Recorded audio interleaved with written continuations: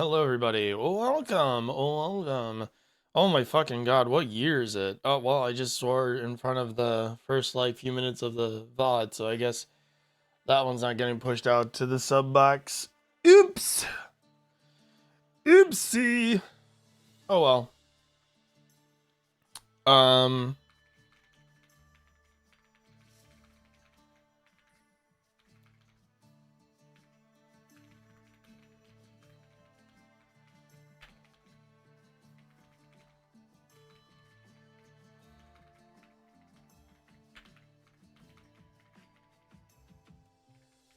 Do I remember how to do my shit? There we go. Drinking my coffee.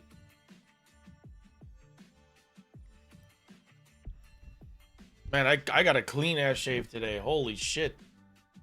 My god.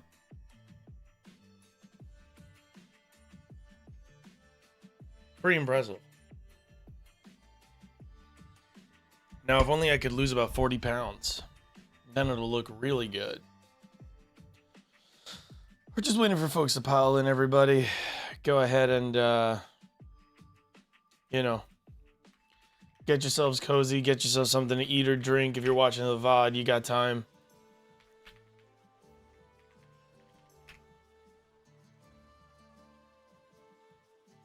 I gotta go to my dashboard. Bitrate seems to be good. Good. Awesome. Awesome. Fantastic.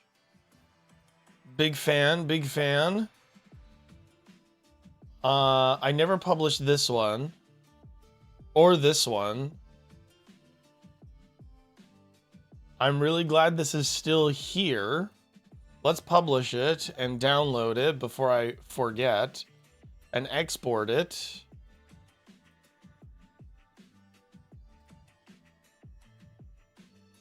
Yeah, I almost screwed that up.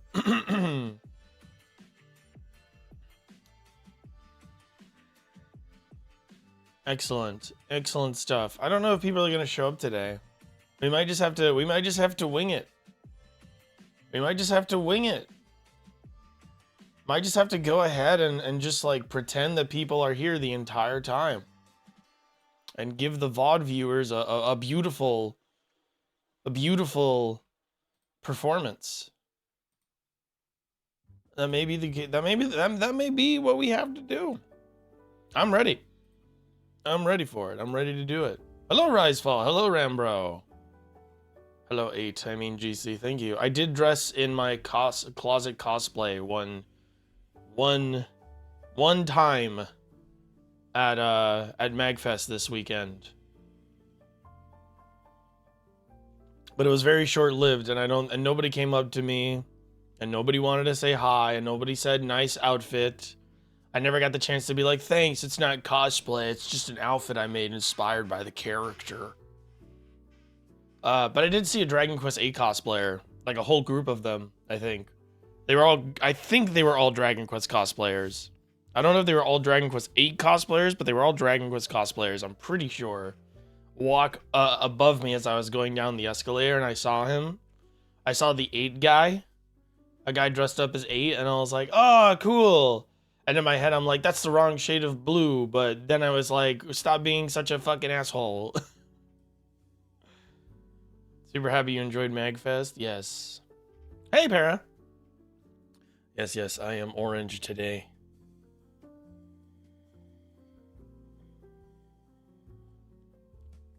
Very orange today. I thought today was an orange day.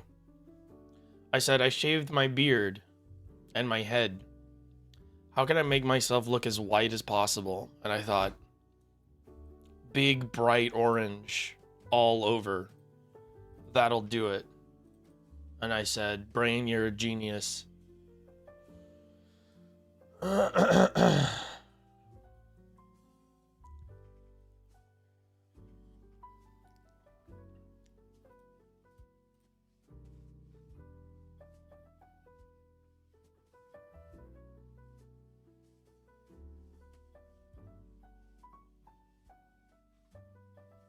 Let's see. Oh, My VOD finished downloading. Okay.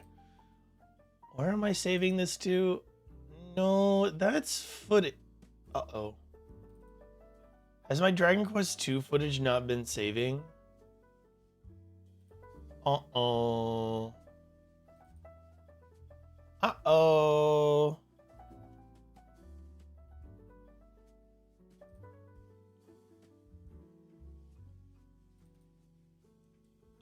I think we'd save it here, but now I gotta check to see if my stuff's been... if I haven't been recording any of Dragon Quest II. Dragon Quest 1 to HD2D remake. No, it's all here. Okay. No, we're good. We're good. I think this is... For whatever reason, it just didn't show me the other files. Oh, this one saved as an MP4 and the other ones were MKVs. Why is that an MP4? Did I change the recording settings for this? I'm gonna move over. Makes for nice contrast with the Blitzball arena. True. I didn't think about that. I'm not that smart. Where's my filter? I have a plugin for OBS. Okay, it's still set to all that. All right, perfect. I guess we can just start. I have a plugin for OBS that only records a specific source instead of the entire stream, and I can set it to start recording when I hit the streaming button. So you can set it to record a game source, and you add it to the source you want to record. So you add a filter that's like source record. And then you can set it for file extensions. You can set the naming scheme. You can set where it saves to, and then you can tell it when to record. You can be like, oh, whenever I hit the streaming button or the record button, start recording, or like even whenever OBS is open and the source is open, start recording. It's really cool. I forget who made it, but you can find it. Little pro tip for people that want to figure that out. What is this? What is this game? It's a Devolver Digital game. Oh, it's Papers, Please, but a zombie checkpoint. Zombie apocalypse checkpoint. Got it. Maybe that's good. I don't know. Let me turn off the music. Close that. That's an extra tab I don't need open. That's EA login. That's my Blizzard login. The game is loading shaders. Oh, I gotta move OBS over here. It's been so long. Yeah, it's super useful because I can record my VODs. I can record a separate recording of like the footage that I want to use in a future video if I decide to. And then it doesn't disrupt like my streaming overlay or anything like that. So it'll only like on those recordings, chat's not on it. My microphone audio isn't on it. It's just the gameplay footage. Welcome to Jesus. Welcome, Krebsig. Welcome to 2026. We all lived. Yes. Yes, we did. Playing Dragon Quest III HD2D at the moment. Just defeated Orochi.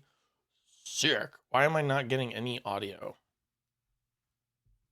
This should not be this quiet. Did this get reset? Am I just not tabbed into the game?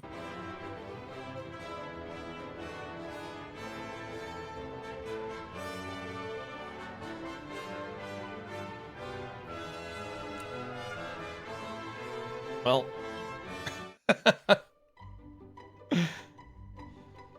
Merchant, Thief, and Wrangler. Well, and Hero, I'm assuming. That's pretty good.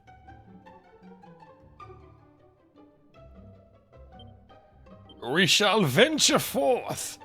What the fuck was I doing before I... it's been like a month. Hello?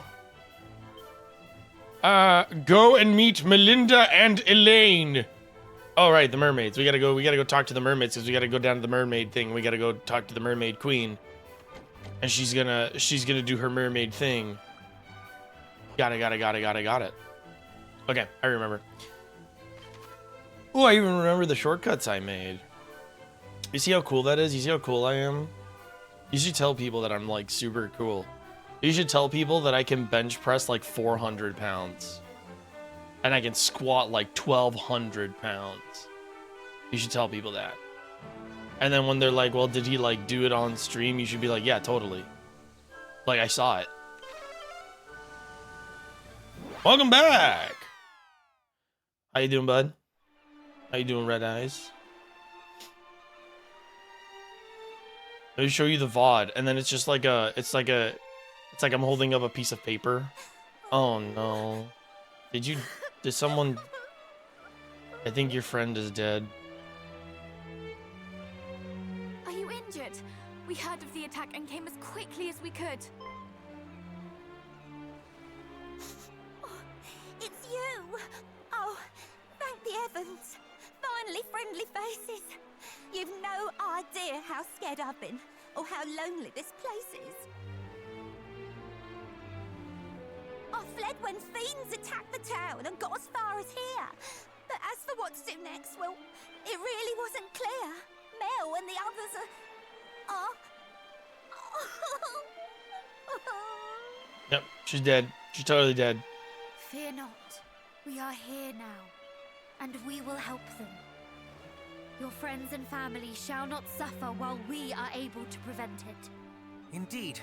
To which end, might we ask that you take us to your home beneath the waves? We shall see to it that you come to no harm at the invaders' hands. Of course I can, but like you say, it's down under the sea. You'll drown before you get there if you try and follow me. There shall be no Dragon Quest risk 40th that. anniversary will The surely berries bring us will Dragon give Quest the 12 whole news. Lorelei. Is that this year? Soon might our vessel and ourselves be granted the ability to sink beneath the waves. But it may only I'm be disappearing. on condition. But a man has granted us leave to do so. Well, might we ask this favor of you? Oh, I feel like a layer of my soul just turned into dust. We're only supposed to let humans we're fond of strum its strings. Damn, girl. Don't be talking about your strings like that. I'll let you play the We're in harp. public. I trust you, I suppose. And you trust me as well, of course, as your being here shows. You're right, it was an 86. Oh, fuck. Ah. Yuji Hoari's last anniversary for Dragon Quest. Kissing? Sounds... May the blessing of the mermaids be upon you. Yeah, it's just on your hand, bro. I know I did the kissing, but that came as a surprise. I feel all soft and fuzzy, kind of warm behind the eyes. It's called the mermaid's blessing, Ellie. What did you expect? Right, time to bless the rest of you. Come on then, gang. Who's next? She kissing everybody. Thank you. We are in your debt. The hand. It requires a kiss on the hand. No more. Thank the heavens for that. She's gonna kiss him in the face. Damn it. I thought it would be really funny.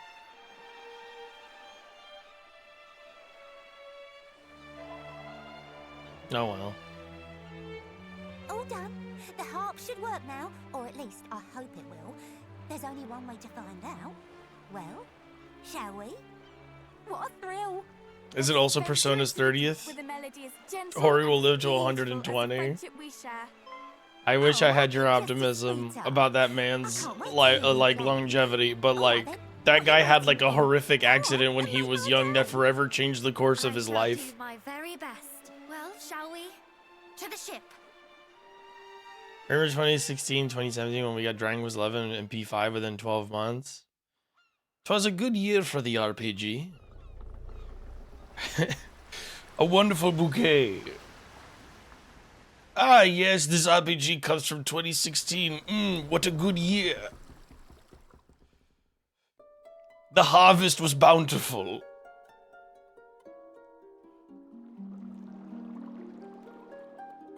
Yes. Yes. Yes. Oh, I like how they designed it where it looks like the water is literally parting around your little bubble. That's cool. I thought it would just like, you would just sink into the ocean, but it looks like it literally pushes the water to the side.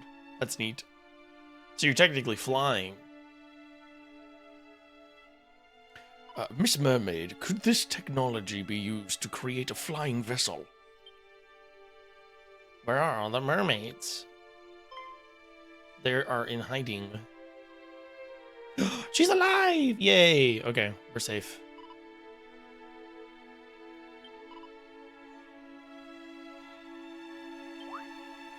It was so lovely for Daddy to give us his yacht for our vacation. I mean, holy mission.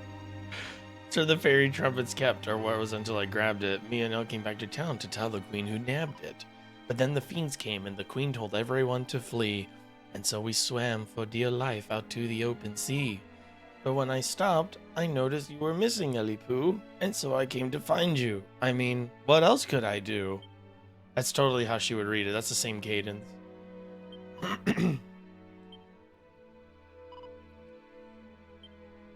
Aw, they love each other. Beautiful. To the sanctuary, where we will save the other mermaids.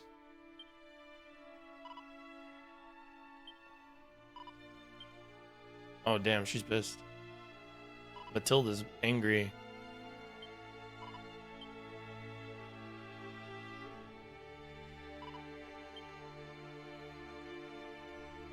Alright, now we're in Bubble World. We are Bubble Boys. Bubble people. Bubble folk. Ah, Bubble folk's got a nice ring to it. We're gonna say that. Time to look through all your stuff. Yeah, like, I know there's, like, bad stuff happening, but, like, you know. Y'all got stuff. And I can't help it.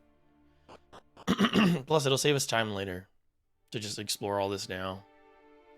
I bet there's, like, a mini medal in some inconspicuous, like, right here. No? Fuck. 650 bucks for Lego Blastoise, Charizard, and Venusaur. Fucking dumb. Oh man, I'm so glad somebody brought that up. What a scam. What an out and out grift. What a poopy garbage. What a poopy garbage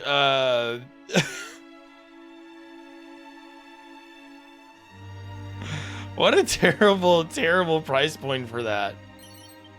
I saw that yesterday and I was like, who is this for? At least those three look good. I don't know. You should go take another look at that Venusaur. You should go take another look at that Venusaur. I know that's how the Lego company operates. Like, I know it's nothing new. Oh, damn it. It wasn't a mini medal, but I knew there was like a secret item in the center of a thing. I'm consistent. Good. I know that's how Lego operates. It's nothing new for Lego, but I think it's like the more they do it, the less, like, you know, like when somebody does something annoying like a couple times, you think it's funny, or you think it's like whatever, and then they keep doing it and you're like, well, I mean, yeah, that is kind of annoying, but then like by like the 25th time, 30th time they do it, you're like, I fucking hate this guy. I want to punch this fucking guy in the face. He will not shut the fuck up. He won't stop doing that thing, right?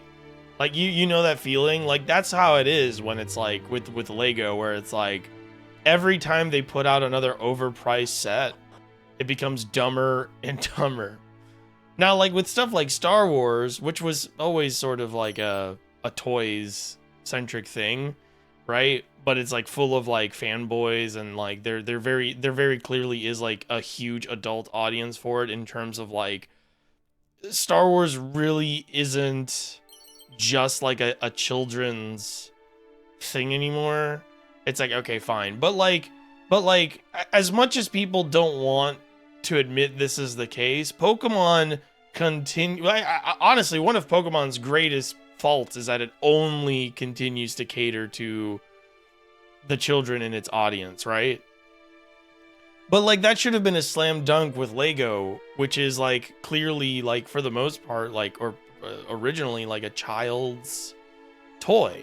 Like, it's to teach kids like motor skills, hand-eye coordination, following instructions. Like, it's supposed to sort of like do that for children, right? It's like baby's first model kit. It's like getting kids to do things with their hands, to work with their hands. So like And like there are Lego sets for adults out there, obviously, right? But like Pokemon should so obviously be a set that is priced as a child's toy. If I board, will I just go back up? Yeah, that's what I mean. It's like, I don't understand why Lego is doing that. Strumming the strings of Lorelei's harp envelops your ship in a great bubble, allowing you to plumb the ocean's depths. Spots where you can submerge your ship appear a darker blue than the shallows. While submerged, the minimap at the top right of the screen will switch to underwater mode, allowing you to get a clearer picture of your surroundings. Hold L3 while sailing to dive beneath the waves. If you want to return to the surface, hold R3 to rise through the water. If you decide against diving or surfacing after pressing an input, simply let go before the action is confirmed, and you'll remain where you are. Oh shit, there's more. While submerged, you can press L1 to slowly ascend and L2 to slowly descend within a water layer. This can be helpful if you need to change your point of view, or ascend over any rocky terrain that might be blocking your path. Oh, why are we so zoomed in? Sorry, this is claustrophobically close to the boat. Our boat's really nice, I just noticed. Oh, the map tells me there's a little trinket over there. Hell yeah, let me get that. Save me the time. Right. We're playing as Gawain, who has no means of casting spells. Caradoc is our weirdo, kind of all-rounder type who's very squishy. Let's go with like, oh wait, Lightning Slash. We're underwater. Doy. Actually, in fact, Caradoc, don't you have oh, you don't have Kazap, you just have regular Zap. That's fine. What can you do?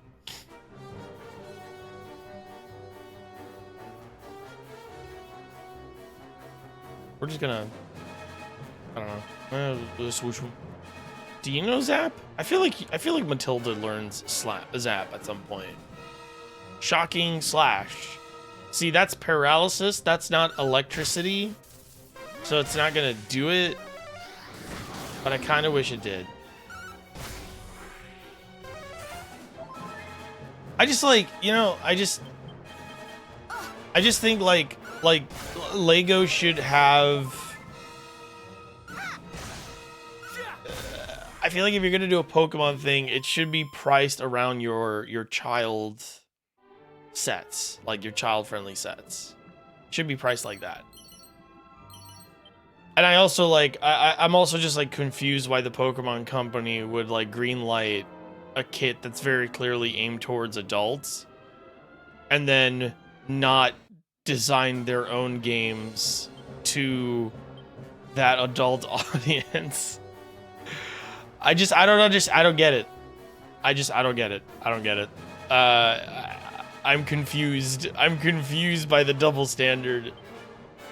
I don't think they're technically flying, but they are airborne.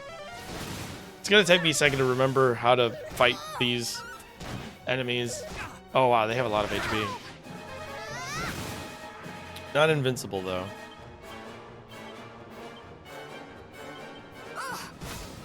Oh, Matilda actually does, like, enough damage. Good. They hopefully have a second wave next year when Gen 10 comes out. Coming soon, Lego Berserk. Oh, you can't even see, like, the... That's probably why they gave me a, That's probably why they have, like, a thing. Like, you notice how they were highlighting, treasure on the map, on the mini map. It's probably because I can't see where I am on the actual world map. So as a compromise to not being able to like look ahead and actually read a map, they gave me a marker.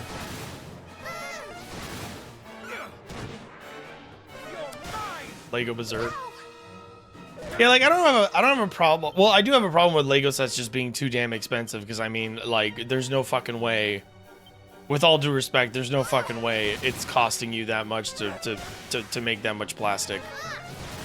Especially in the world of 3D printing technology, where like people are printing plastic at home now. There's no fucking way. I'm sorry. There's just no way. So, so like I do have a problem with like Lego stuff being way too expensive. But like, if you want to make Lego sets for adults, that's fine.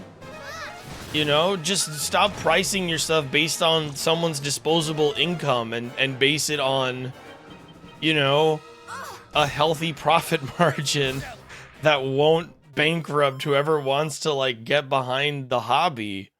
Because then you price people out of the hobby and then you're like, oh, why aren't I making more money? Well, because nobody can afford the hobby, man. That's why I stopped playing Magic the Gathering. It was like one set after another, and then the sets started to get worse. Yeah, exactly. Like it's starting to get worse. They have the worst cost effectiveness in the market. Yeah. It's weird because like Nintendo. Sorry, Freudian slip. Lego could price itself more fairly and probably like do better.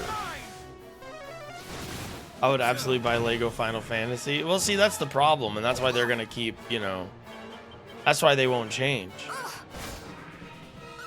Because we're all sitting here like, man, I don't want to buy this Lego thing, but then they come out with a set that with brand recognition that you know, and you're like, oh, my monkey brain is like, you gotta buy this because it's Lego and Final Fantasy. But like, really think about that, right? Like, did you want Lego Final Fantasy? Do you build Lego regularly to warrant wanting a Final Fantasy? Like why would that matter to you if you don't build Lego? Right? That's how I felt about the Final Fantasy set in Magic the Gathering. I was like, hey, I don't know if you remember, I did that post. I was like, hey, for everybody that wants to buy a Final Fantasy set for Magic the Gathering because you like Final Fantasy, please consider that you can just buy the art cards instead of the actual game cards. And they're usually cheaper than the actual cards to play the game with, and they have the nice art that you like, that you want. And that way you don't cause the price of the Magic the Gathering set to balloon, but also, you know, you don't want to play Magic the Gathering. You just want the cards with the nice art of the characters you like. You know, that's always it's always so confusing to me. I've always been so confused about that whole thing. Maybe I'm just like, maybe I'm just different, but like, I don't get excited for crossover things. Like, I'm a fan of Dragon Quest, right? But if like tomorrow they put out a Dragon Quest Lego set, I'm probably not gonna buy it because I don't play with Lego. You know, like I don't get like the such a dedication to the fandom stuff where it's like, oh, I will opt into this thing just because it has the PNG of a character I recognize on it. I don't get that. Like I don't understand the appeal. It's like if like you drive past a bar and on the front the bar has like a picture of Goku on it and you're like, "Oh yeah. Oh yeah, this is like the bar that I'm going to. This has got to be like out of all the bars that you could go to, why this one? It's got a picture of Goku on the front." And it's like, but like, what about, like, do you go to bars? No, I hate drinking. Then why are you going into the, I don't understand. I don't get it. But it's Goku. Yeah, I know it's Goku, but like you already have access to Goku. You could go watch DBZ. Goku will be there. He's been there for some time. We don't have to go to the bar because Goku's on the front. Like that's like my thinking. Like I don't get it. Like I understand if you want a figure of Goku where it's like, yeah, like I want like that is Dragon Ball Z first, right? And that is like that's like a thing, right? I understand if you want to buy a poster of Goku, right? Because it's like, oh, this is my love of this thing and whatever. But I don't understand like the quickness with which people like see something they recognize on something they have zero interest in and then suddenly are like, I must have that thing. I don't get that. I don't understand the thought process that goes into that when there are so many other ways to engage with the branding you like. I'm just gonna say yes. I wasn't paying attention. I'm so sorry, ladies.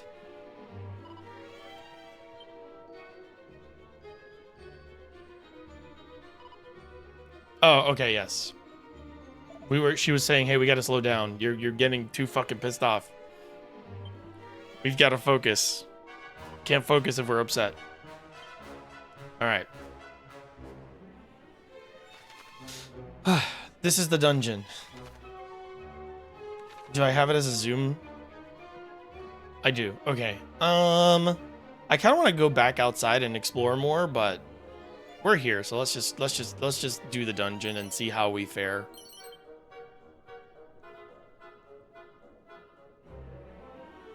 I just like, well, yeah, like there's like practical reasons for Lego, right? I'm not saying that. I'm saying things like, you know, like oh, okay, so here's when it makes sense, right? I build lots of model kits. I love model kit building, right? That's one of my favorite things to do, right?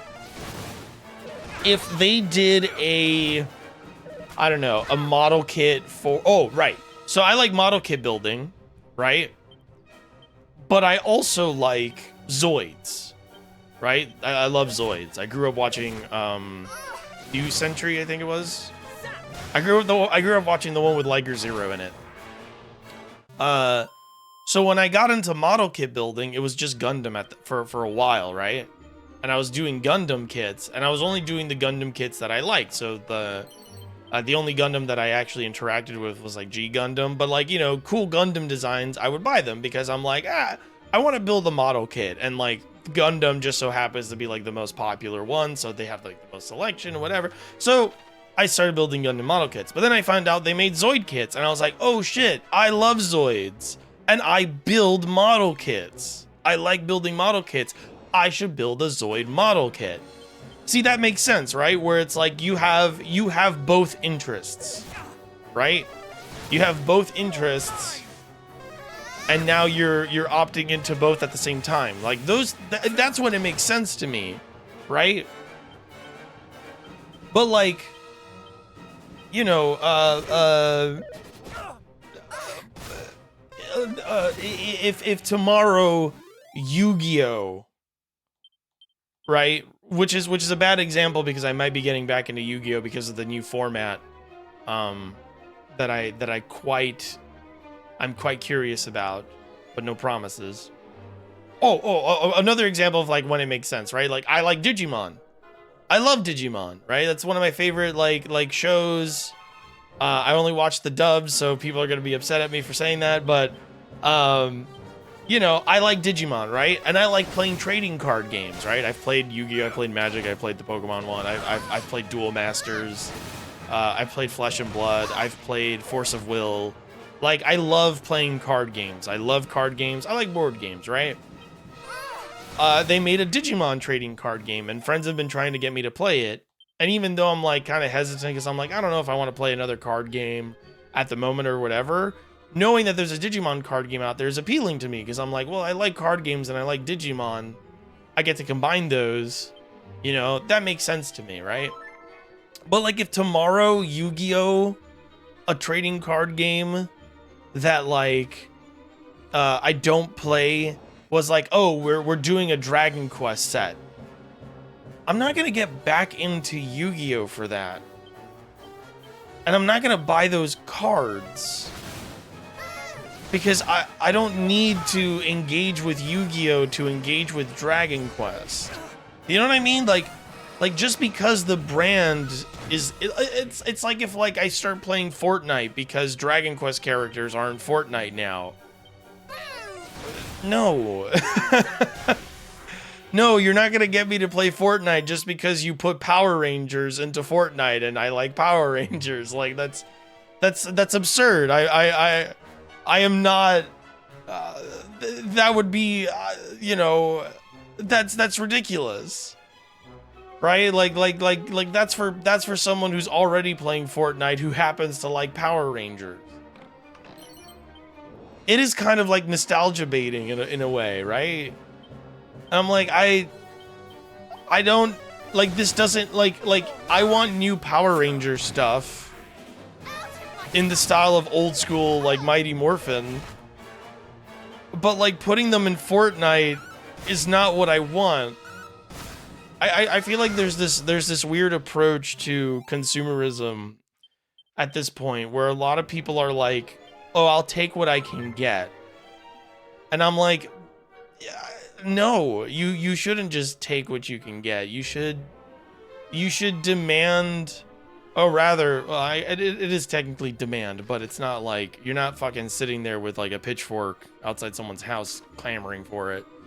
You know, like if there's demand for something, you want like a good, honest to God version of that thing. You don't want whatever you can get, because then you just get whatever they feel like throwing at you, and then you never get what you really want.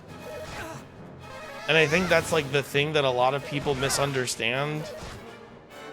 There's like this prevailing thought where it's like, well, if I don't support this, then I won't get the thing I want later. And it's like, no, if you don't support this and you continue to ask for the thing that you want, if that company wants to actually make money, right, then it should do the things that its consumers are asking for. Like it should do the things that people want it to do, as opposed to trying to find ways to get the next best thing that's the most cost effective for them.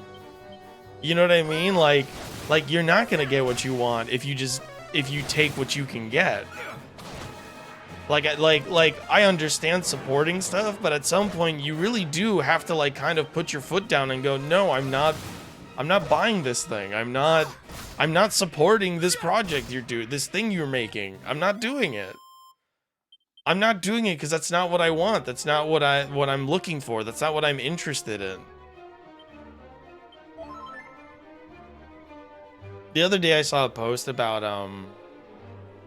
I sort of got Dragon Quest. Dragon Quest is like the game that just like causes me to go off on like these like soapboxes. I feel very heroic playing it. That's probably right. Like the other day I saw a post that was like, oh, the idea of treating video games, video game audiences as consumers and video games as consumer products has ruined this, that, or the other. And I'm like, no, not really. Like, oh, it's gonna make preservation and archiving so difficult because we're treating these things as products instead of art that should be preserved. And I'm like, it can be both. It can very much be both. The unfortunate reality is that it is both. It is both a product and a it is both a product and a piece of art. It always has been. Like from the beginning we've done that, and that's true for many modern art forms, you know. And unfortunately, yeah, like I'm all for artistic expression and supporting the arts and all that, but also like we live in a reality where those things are also you know, they are made under the watchful eye of someone who is trying to find ways to make it profitable and market it as a product, and trying to squeeze money out of people any chance they get, and are trying to condition the people that buy those things to accept certain practices that are not okay. Like, that's the reality. Yes, we live in a world where art is a product. We live in a reality where a lot of the things you grew up with were sold as products. If you like Transformers, you grew up with a product. Fuck Tim Sweeney. No, that's the easiest. Yeah, that's the easiest slam dunk thing to say. Of course. But like, yeah, you should, as a consumer, because you're a consumer, I'm really sorry. Yes, you're a consumer. If you buy and play video games, you are a consumer. If you engage in purchasing product, you are a consumer, and you should care about how you are treated as a consumer. You should consider yourself a consumer, because the companies that are taking advantage of you see you as a consumer. And it's not about, oh, I don't want to play their game. It's about understanding that you have power as a consumer that you could use to improve the condition of making this art. You can use to advocate for the better treatment of artists, for the better treatment of your fucking wallet, for more sustainable practices so that the art can continue to exist. You can be doing that by acknowledging that you are a consumer and understanding that your consuming power is stronger than you realize. But I always see so many people just throw that away. I'm not a consumer. I'm not a consumer. I'm an observer of art. I'm not a consumer. These aren't products. This is this and that. It's like, no, like there's nothing wrong. There's nothing wrong with the art being a product. There's nothing wrong with that. Like maybe back in the day we could have had this discussion of like, you know, the way we're treating this thing, but like right now, if you want to get to that point where we can have that discussion, you need to understand that yes, you are a consumer. Yes, there are companies that do anti-consumer practices that normalize those practices and damage the consumption of the art because they're making it harder for you to consume the art. They are making it harder for the artists to make the art. Like if you don't want to consider yourself, if you don't like the term consumer, then consider yourself a patron of the arts. And as a patron of the arts, you need to have a discerning eye for when you are being taken advantage of, correct? Correct? You want to support good art. You want to make sure that when you support the art, the artist is being treated well, correct? Okay. Then you need to understand that there are people out there that are going to take advantage of your patronage. And a lot of times the artists that make the things you are a patron of, those artists don't see your patronage. They do not benefit from your patronage. You know? Like, they do not directly benefit from your patronage. And also, you know, you are, as a patron, you are being taken advantage of. Like it's just they're synonyms. You know, in this world, those are synonyms.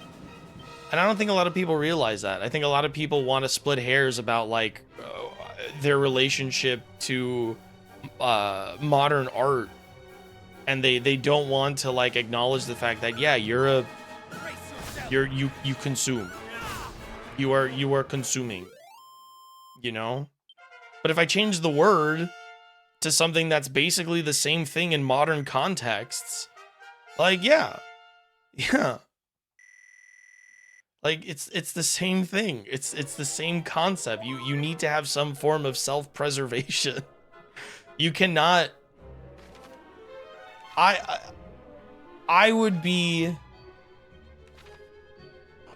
distraught if I discovered that someone who watches my videos has been giving me money, or has been like, let's say I have like a manager, right? I would be distraught if it turns out that someone who loves my videos has been giving my manager money for bullshit stuff that I don't think we should be charging for, or worse, for like a scam with my name on it, with my work implicated in it, I would be upset. I would be like, hey, guy who likes my videos, you need to be more careful. Do not give my manager that fucking money. I don't see any of that money, and honestly, you shouldn't be paying money for that. You know, like, and I gather like there's probably plenty of artists out there in whatever medium who would agree. You should have self-preservation as a consumer, as a patron of the arts. You should not be blindly supporting every single project from a company, no matter how involved the creatives at that company are in the work. You know?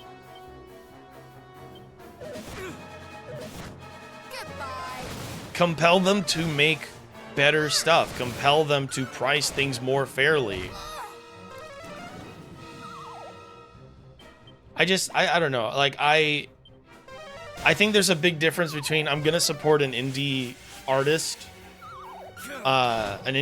work because I like their work, and I'm going to support an indie artist's work because if I don't support it, they'll never make work again. I'm like, you're not responsible for that. That's not your, that is not your personal responsibility to ensure that this company or this studio stays open. Like, it's fine if those people advocate for you to support their work. That's totally fine. That's what they should be doing. But you, as a consumer, as a patron of the arts, are not personally responsible. In this day and age, you're not personally responsible for the longevity and sustainability of the industry. That's just not your job. It should never be the consumer's job to support and uphold all the terrible business practices, all the corporate mismanagement, all the executive bonuses, all the layoffs, all the microtransactions, all the predatory business practices. Like, that's not your job. That's not, that's not your thing. Even if you, this is also why on the flip side, this is also why when you donate to Kickstarter, sometimes you get that disclaimer where it's like, hey, there's no guarantee this is gonna come out. This is a risk. Because it is not your personal, like, you do not guarantee that those things will come to fruition. You don't have that power. It's not your job to do that. It's not your responsibility to be that for the industry. Directly supporting a game on Kickstarter and stuff like that, that's awesome, right? But like, everybody that does that knowing with full certainty that this is not a guarantee. But also, it's easier for people. People were more engaged with directly supporting and funding those games on Kickstarter and stuff like that during like the heyday of Kickstarter and crowdfunding. Because at the very least, you have like, in the best case scenario, in the better scenarios, you have like an up-to-date, like, oh, here's how it's going, here's how we're doing, here's this, here's that.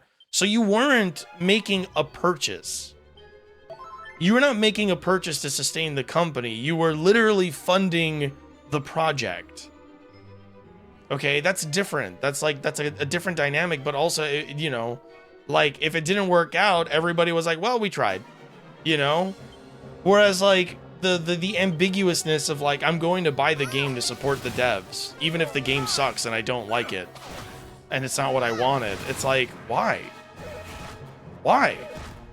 They told you every step of the way of what the game was gonna be. You're not the audience for the game. It's rough because like, you want to be nice, right? Everybody wants to be nice. Everybody wants to be like, well, I want people to continue living their dreams as like a game dev. I want people to try and stuff like that. I understand that. As a YouTube content creator, I understand the desire to continue helping someone to pursue their interests. I understand that wholeheartedly. But at the same time, I don't think you should sacrifice. I don't think you should do that in spite of how you feel about the work they're making. because you are simply just not part of their audience, and that's okay. That's okay. I get this weird feeling where some people genuinely believe that they are like responsible for the livelihoods of other people, and it's like you're not. You're not. It's not your job to make sure those people remain in the industry. If a studio shuts down, or somebody can no longer make games, or has to stop and go like or leaves the industry because the conditions suck, it's not because you didn't buy their game. I'm gonna be totally honest. There's not a single studio out here where the reason the studio shut down is because nobody bought their game. The reason it shut down is because industry conditions are terrible, and the monopolies that are higher up are literally creating a scenario where the smaller guys cannot exist on their own.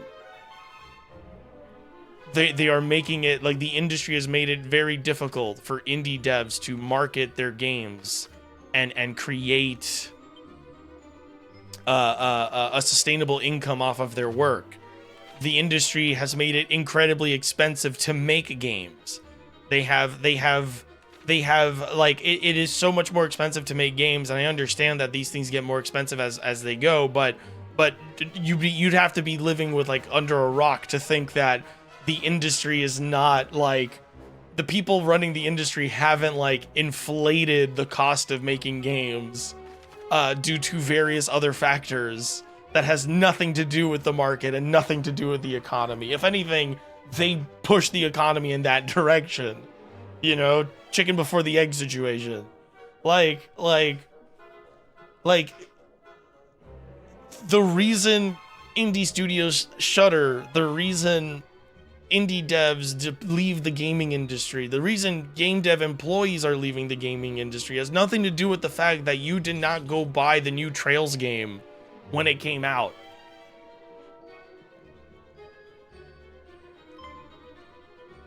It's because of everything else happening. And I think this insistence that it's the consumer's fault or the consumer's responsibility, or that in these trying times the consumer must support the studios and keep them alive, like, is so blind to the fact that it's like, well, if it's fucking bad for you, just imagine how bad it is for everyone else. It comes from this weird perspective where it's like, oh, consumers, the patrons of the arts, they're not struggling. You know, they have to help us now. We need the help. It's like, no, everyone is also broke. Everyone else also is broke. Everyone else is also losing their jobs. Everyone else is also losing much more than just an indie studio. Some people are losing their homes. Some people are losing their financial security. Some people are losing, you know, their jobs as well, like their day jobs. You know, like it's not, this is not a scenario where the consumer is the solution to the problem. It's just you're asking someone who is in the same boat as you to keep yours afloat while theirs drowns. And I don't think that's fair, and I don't think that's an accurate assessment of what we need to do in this industry. And I also don't think I don't think it's a solution, temporary or otherwise, that is going to solve the problem that is, you cannot sustain a studio in this business model. You know, like we cannot continue to urge the consumer to support the arts if the arts cost money and the consumer has none to spend. That's not going to help. You have to change the way the art is made. You have to go after the people who are trying to make the art needlessly expensive to make. You have to go after the people who are using the industry to pump and dump and get away with executive salaries to overinflate the projected value of a piece of technology that causes the actual cost of making something, with or without that technology, more expensive. We cannot keep telling people you gotta buy the game to support the devs. No, buy the game if you want the game. That's your only job as a patron and a consumer. Patrons of the arts did not continue giving money to artists back in the day when the artists stopped making things they liked. They just stopped buying and commissioning the artists. They were like, I don't futz with you no more. That happened. That's just how that works. If you don't make stuff that I want, I'm not giving you money. like that's where the relationship begins and ends. That's where it should begin and end. And I know things are bad, but the last thing you should do is go after the people who like your work and tell them, hey, you need to support me. You need to buy my stuff no matter whether or not you like it.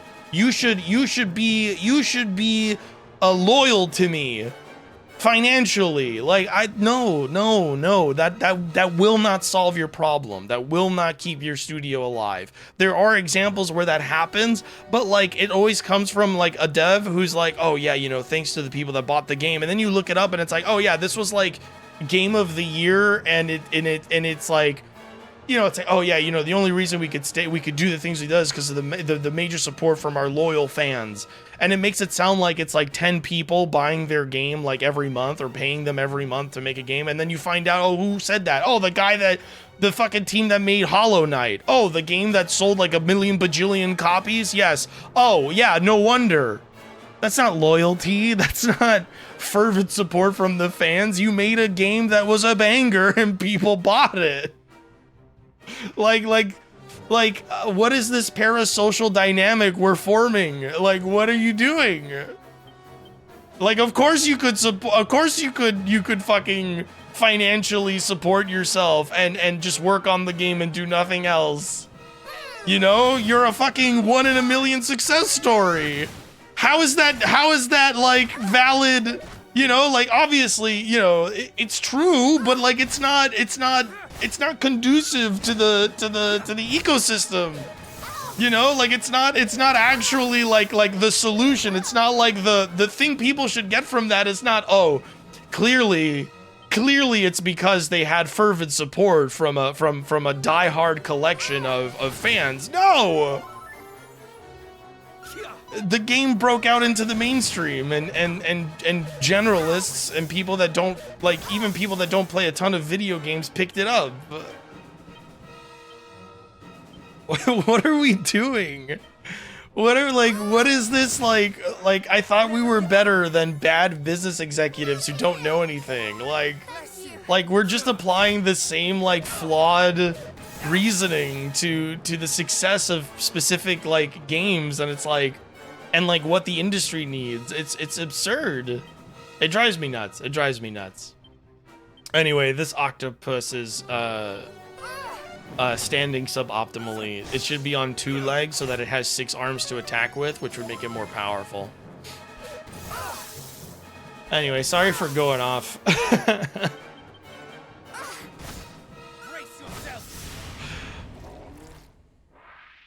We should not be in a situation where consumers are upholding the industry like this.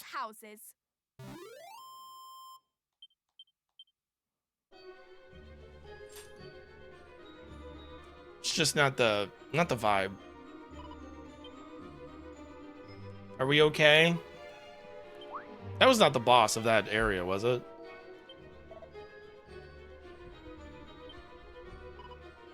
I'm hungry. I might order something.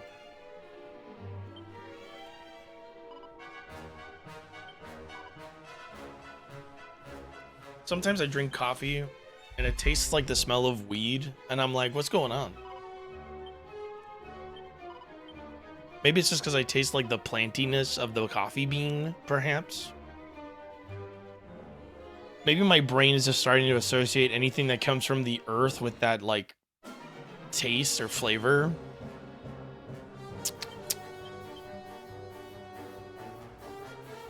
Can't say I hate it. I forgot to heal. I'm a big, dumb, stupid, poopy head.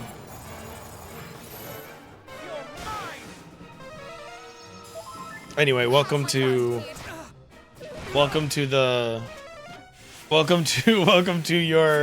your Dragon Quest II HD 2D VOD tangent, everybody. Sorry.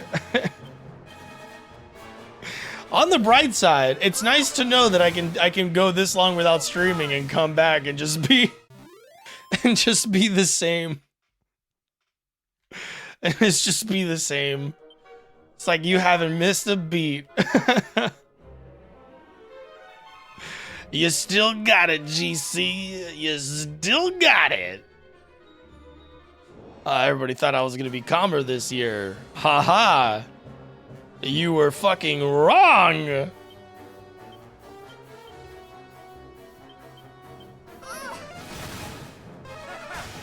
I appreciate the comments, everybody.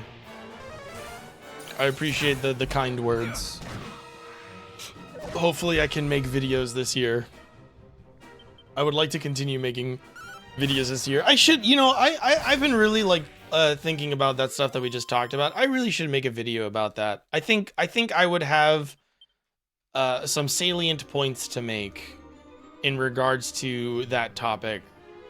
I do think I'm onto something, even if I'm not like the best at articulating it. I think at the very least, like I will inspire someone to say it better than I did, you know?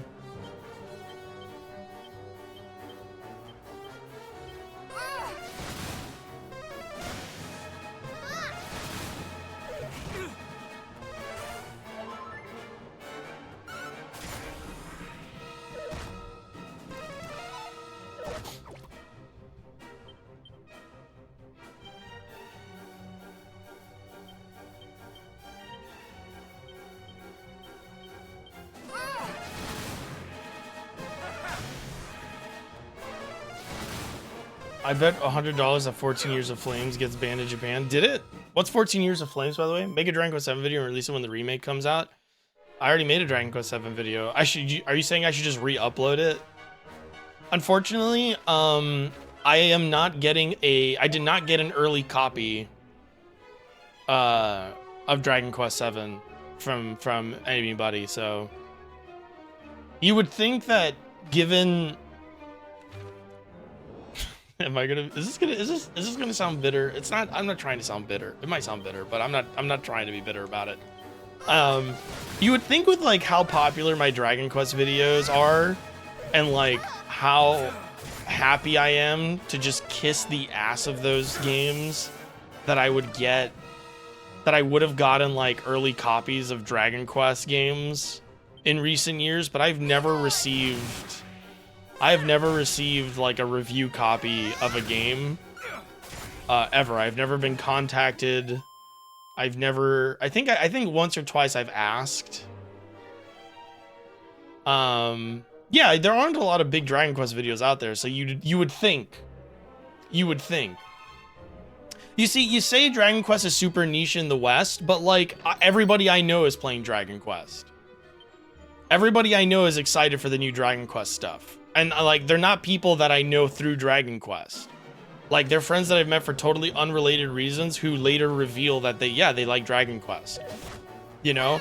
And like, my videos have hundreds of thousands of views, and those are just a percentage of people that come into contact with those videos. So it stands to reason that there are more people who are into Dragon Quest who simply don't watch my videos, right? So it stands to reason that Dragon Quest is pretty damn popular if my videos in my corner of the internet, which does not get visited often, has like hundreds of thousands of views, right? Like I think if you add up all the view counts on those videos, it totals to like, I think it's like 600,000 views. So like that's a sample size of a greater demographic. So like I think it is popular enough, and at the very least it's like, not for nothing, but Koei Tecmo, and I thank you very much, Koei Tecmo, for having a community I don't know who they are, community managers or like people who outreach for codes and stuff. Thank you very much, Koei Tecmo, for giving me codes for your games. Sometimes codes for Dragon Quest games that you make. Thank you very much for doing that, even if I go through like the more like general like application processes. Like, thank you so much for being like on top of that. Koei Tecmo gives codes out to people way easier, and they do outreach way better than Square Enix, and like not for nothing, because Koei Tecmo is a pretty big company and they're very successful and they're very good at what they do. But like, if we're comparing Koei Tecmo to Square Enix, I think even Koei Tecmo will acknowledge how big of a gap there is between like the popularity of their games to like a Final Fantasy or a Dragon Quest, right? Like I've gotten codes for, I got codes, so okay, so behind the curtain a little bit, right? Not too much, but so when you're a YouTuber or a content creator and you want codes, you can do direct outreach, or there are websites that host those sponsorship programs, and you apply for a game key through those websites. They're basically like a middleman, right? For people that don't know where to like go. Like if you don't have like a contact at those companies, you go do that instead. And I've done it through that a couple times. I've gotten a code for, and Koei, it's usually a Koei Tecmo game, so I got it for Infinity Strash, which I believe is a Koei Tecmo thing. I got it for Fate Samurai Remnant. Basically I've never done any YouTube video for sponsored content with sponsored content, but I have done streaming content with streaming sponsored content where I've received a code from the publisher, and it's always been Koei Tecmo more or less. I think I tried applying for a Square Enix one and I got turned down. But yeah, we have to heal. I have no MP. We have to go. But like it's gonna be such a far walk. Do I have any magic water? Hold on, I'll finish the story now, or whatever I was talking about.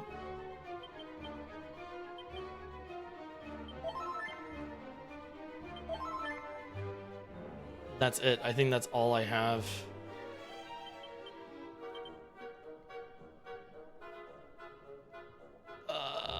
Fuck.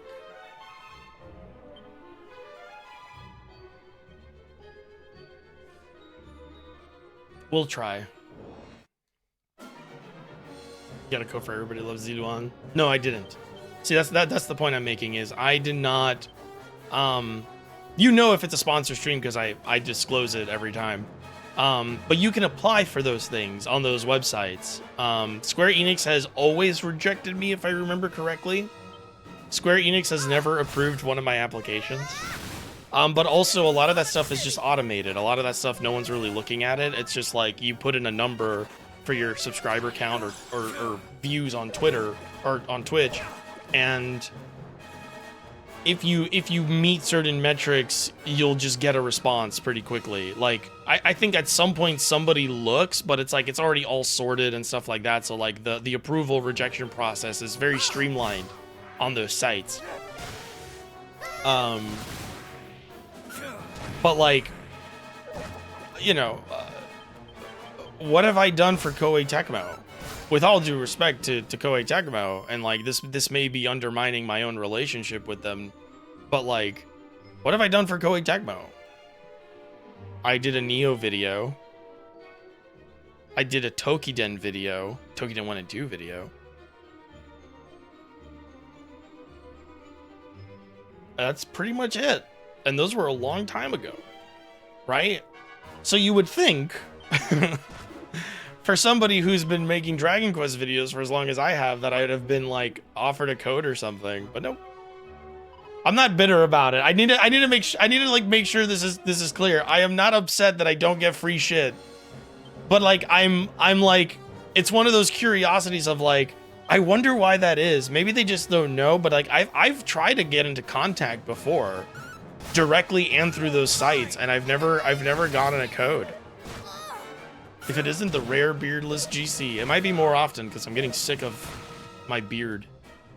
I don't like growing it out anymore. It's annoying. And also I'm trying to find work this year, so you might see me peeled more often. You might see me mega minding it up.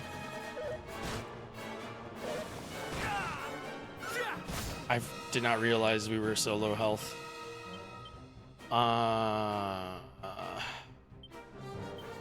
We're just gonna have to wing it, my friends. Hit them where it hurts. That was unfortunate. Caradox dead. Gets code for Kingdom Hearts 4. I thought about making a video for Dynasty Warriors Origins, but I'm sort of like I consider myself a fake Dynasty Warriors fan, where I love Warriors games, but I truly haven't played that many of them, and I'm not like that well informed about them. I kind of don't even want to win this fight. I kind of want to lose the fight. Oh, thank God. Too bad Megamind never got any sequels. Well, here I am. Yeah, let's get out of here. We're gonna have to redo the... We're gonna have to come back. But, since we're leaving...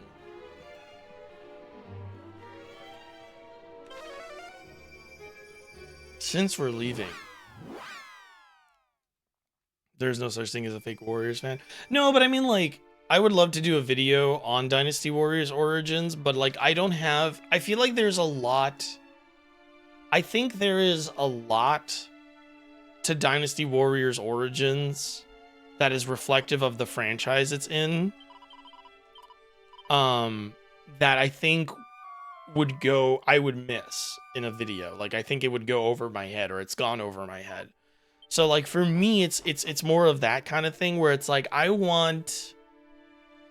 If I do a video on Dynasty Warriors Origins, my thought process was, I want this to be a little bit more informative than I can currently be.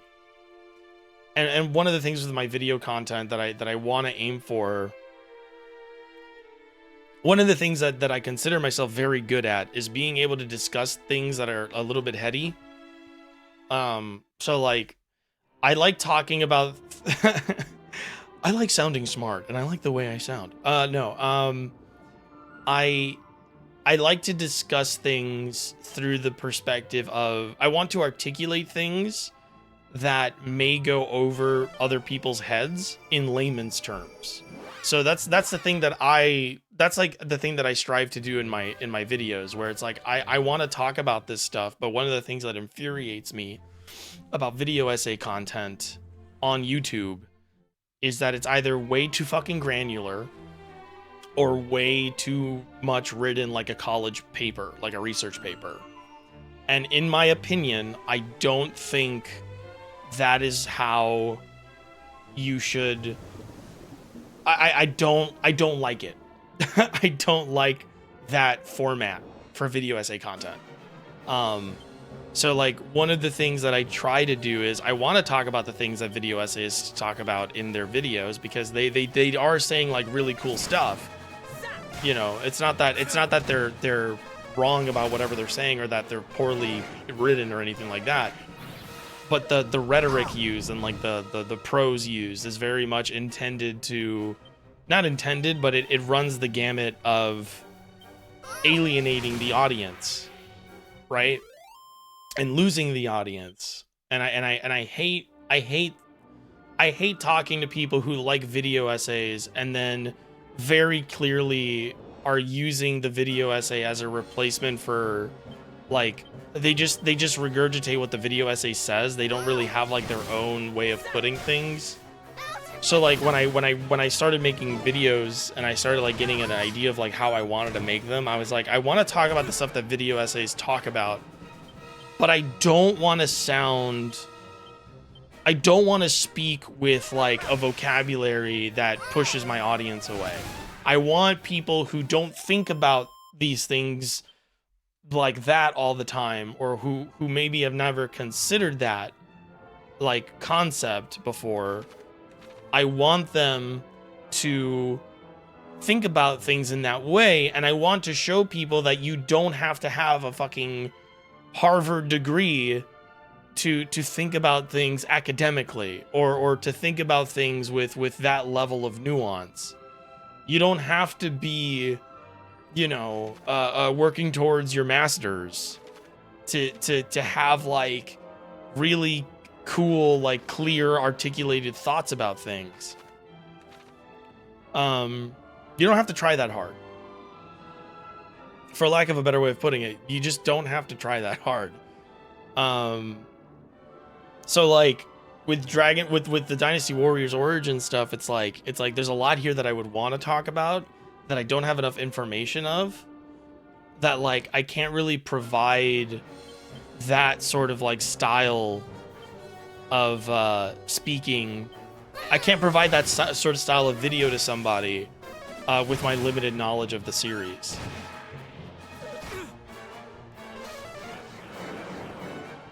Like, I cannot deliver... I do not have enough of the context to deliver the tone of a GC Vasquez video like that.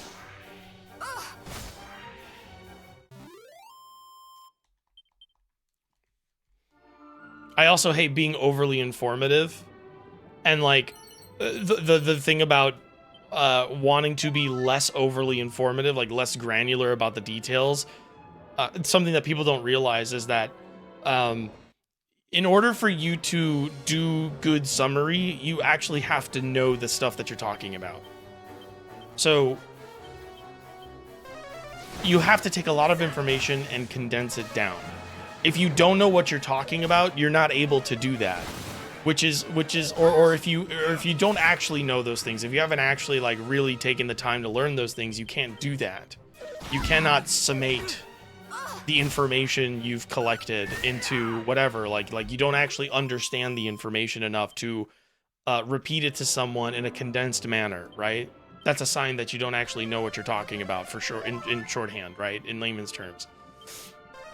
And I feel that a lot in a lot of video essayist content, where I'm like, I'm listening to this person and it's just so like, it's so mired in like the most like esoteric details, and it stops being like a thing of like, oh, this person knows what they're talking about, and it's this person wants you to think they know what they're talking about.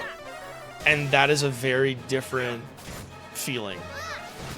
And just because I feel like I know what you're talking about doesn't mean I think you know what you're talking about. Just because I feel like you want me to think you know what you're talking about doesn't mean that I think you know what you're talking about, right?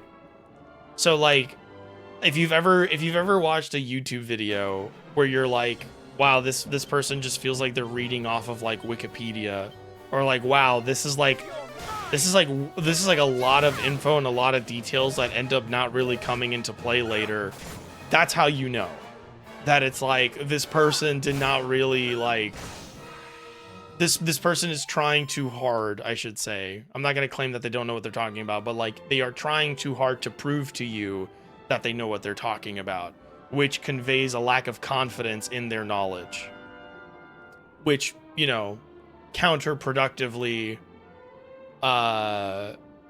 makes them look less informed. And one of the things I do in my YouTube videos is I'm not going to include every fucking detail about a game's development or this or that. I'm going to include the stuff that's important, that I feel is important.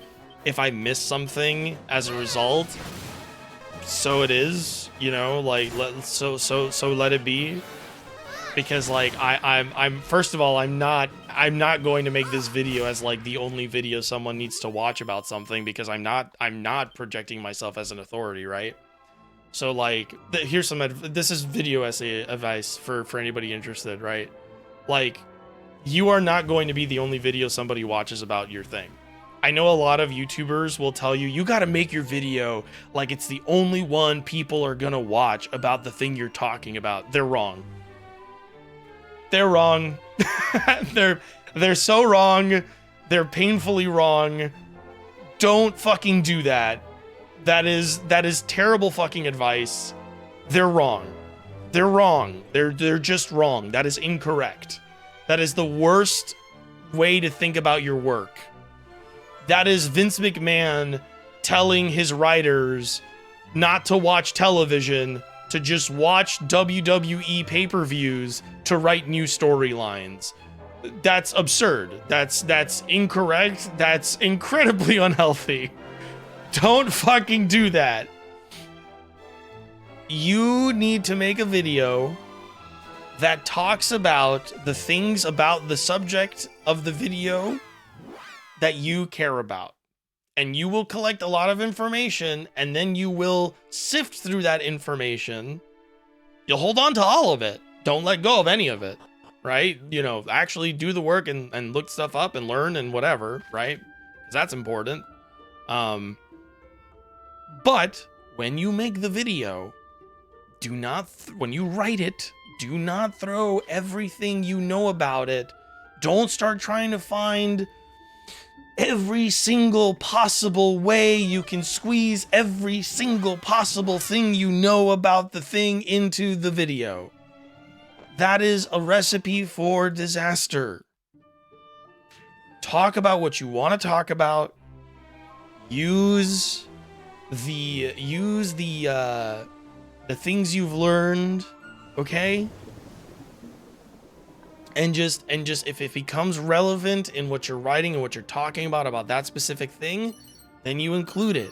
And if talking about a specific thing reminds you, oh, actually there's another thing that I saw somewhere that's actually like relevant to this, I should use that as well. I should put that in there as well. That's when you do that. I cannot tell you, like you are not the only person making videos about this thing. You are never going to be the authority on this topic. There are going to be 1,000 other people who are, and posturing yourself as the single, like, unflinching authority on it is going to backfire horribly for you. It is going to be, it's a bad time. It is a bad idea. That's one. But yeah, like that's like one piece of advice I can give you, because like I've seen it. I have friends that write videos that are like, oh yeah, but like, you know, if I don't say this, then somebody's gonna leave a comment that I didn't talk about it. And I'm like, why are you concerning yourself with people who are not like, why are you concerning yourself with that? Like, why are you concerning yourself with this person you're inventing who like is going to call you out on this like very irrelevant piece of information? Also, why are you creating this thing under this guise that it has to be perfect and that you have to be correct and you can't mess it up, because if you mess it up, then the rest of what you're saying no longer holds any value? That's absurd. That's absurd. You think you need someone to agree with you 100%? No. You can be absolutely perfect. You can be absolutely correct. People are still gonna think you're wrong, because that's people. That's how people be. You know, like that's just how this shit works. You're a guy on the internet. They are guys on the internet. They're gonna talk, they're gonna call you wrong. They're gonna call you a lot of other things, but they're gonna, you know, they're gonna challenge everything you say no matter how good you are at it. It's okay to be, also it's okay to just not, it's okay to have part of your opinion just not be that strong. Like, I know like we're striving to be as good as we can, but like there's a big difference between I want to be articulate about what my arguments and what I'm saying, and then I cannot in any way be incorrect about what I am saying. It's not up to you. You're making an opinion piece. Like I know you think it's not an opinion piece for whatever reason, but you're making an opinion piece. It's an opinion piece. This is just your thoughts on something. This is just like an editorial that you're making. Like, that's okay and that's great, and I love those, but like, don't go around like you can't be stressing out like this over something that is ultimately never going to be infallible. Include relevant information. Avoid thinking you're going to be someone's like singular introduction to something. You know, avoid this weird fear that someone's going to watch your stuff and be less interested in what you're talking about. Like, unfortunately, yes, unfortunately some people will think you are uninteresting. Unfortunately, some people will think you are wrong. Unfortunately, yes, you cannot get everyone to like you. Sorry. That's life, you know?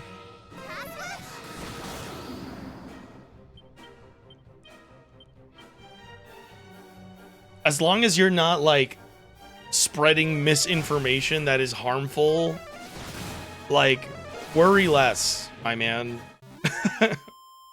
Worry less. And be yourself. Be yourself.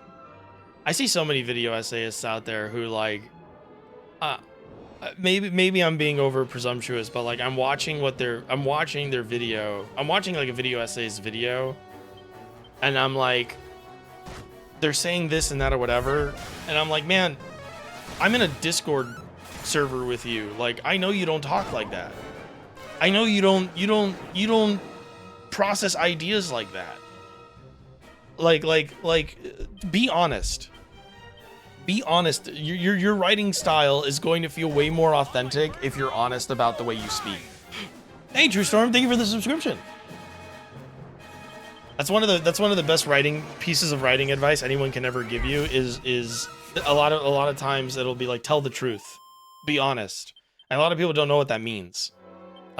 Being honest in your writing means writing things the way you naturally sort of like would write them.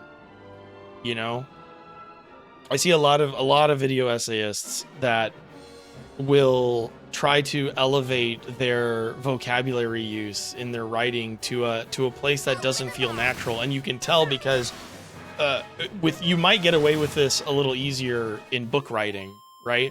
If you can be consistent about it and convincing in writing, but when you speak, it becomes plainly obvious to the listener if you've ever used that fucking word before, or if you regularly speak that way.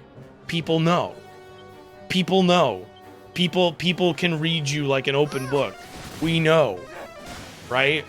If all of a sudden, you know, I start speaking to you and I'm like, yes, it was such a shock to watch him be defenestrated. You know, you would be like, what? Why are you, unless I was making a fucking joke, if I like unironically was like, yeah, and then he got defenestrated from the building. And it's like the defenestration of Kiryu Kazuma from the second story building in this humble prefecture in Tokyo, Japan. You would be like, GC, shut the fuck up. like you would call me out on my bullshit. You would be like, oh, this sounds so fucking pretentious. Because I don't talk that way. Because you know that I don't talk that way. You know that I don't use that word. You know that I'm overcompensating. Oh, did they seal spells? Oh shit. Well, that's awkward. So be honest. Use the vocabulary you naturally use. Use the first words that come to your mind, and then go back and edit. And if you see a word that's like, oh, okay, this doesn't really get across what I meant, then think on that. You know? Don't pull out the thesaurus or the dictionary for the express purpose of having a more sophisticated word for something you're trying to say, or to sound smarter than what you mean to be. You know, it's not a college paper. It's not a college paper. You don't have to sound smart. You don't have to sound academic. That's not what you're doing. That's not what you're here to do. You know, just be honest with yourself. Be honest with your audience. Be honest with your writing. Speak the way you normally speak. Write the way you normally write.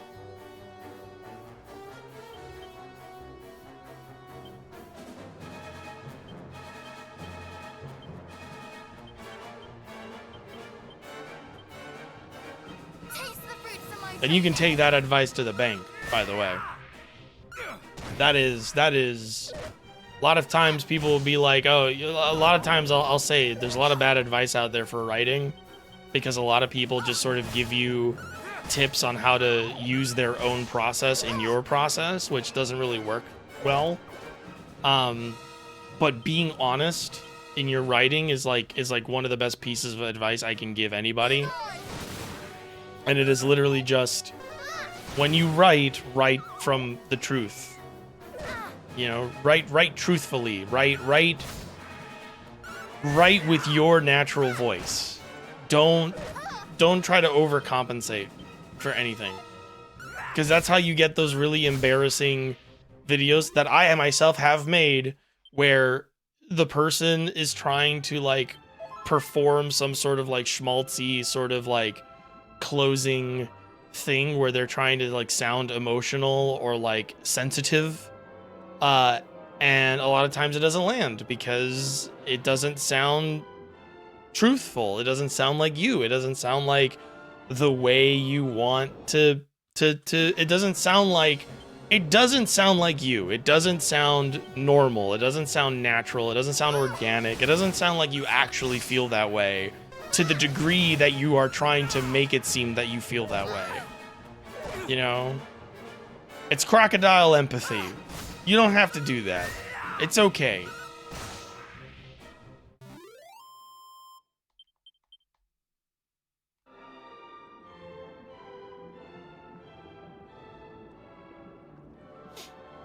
And God forbid you become famous for it. Oh my God, can you imagine if that's what you become known for, and then you have to fucking every video you make, you gotta be like, you gotta be that guy. Oh my God, every video you gotta be like, and when Lightning McQueen went kerchow, my heart skipped a beat, and I had a memory of being a boy in the fields in South Florida. And I was playing with my friends on the trees, and I remember my friend Johnny had a Lightning McQueen t-shirt, and he would say, kerchow. That was the last time I ever saw Johnny. I wonder what he's doing now. Fade to black, Patreon logo. Here are the list of all the people that supported this video. Please like and subscribe. Like you'd have to do that every time. You'd have to do that every time, no matter the context, no matter the topic. You're fucked.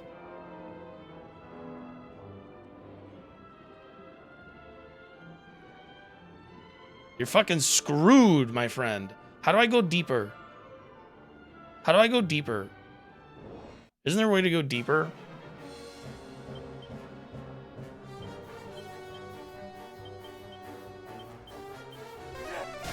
This is just like ocean exploration, the stream. Hold on, I'm gonna check my...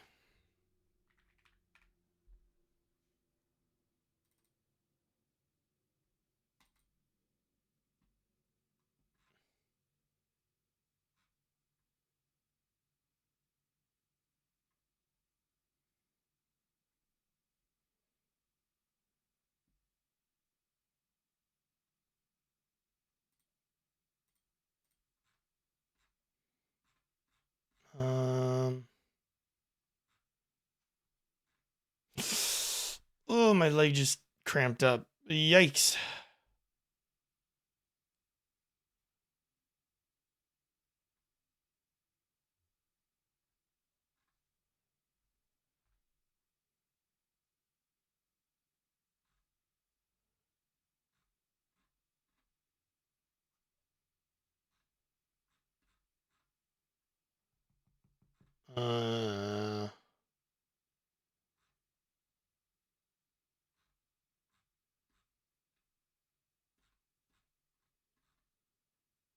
I should get something to eat.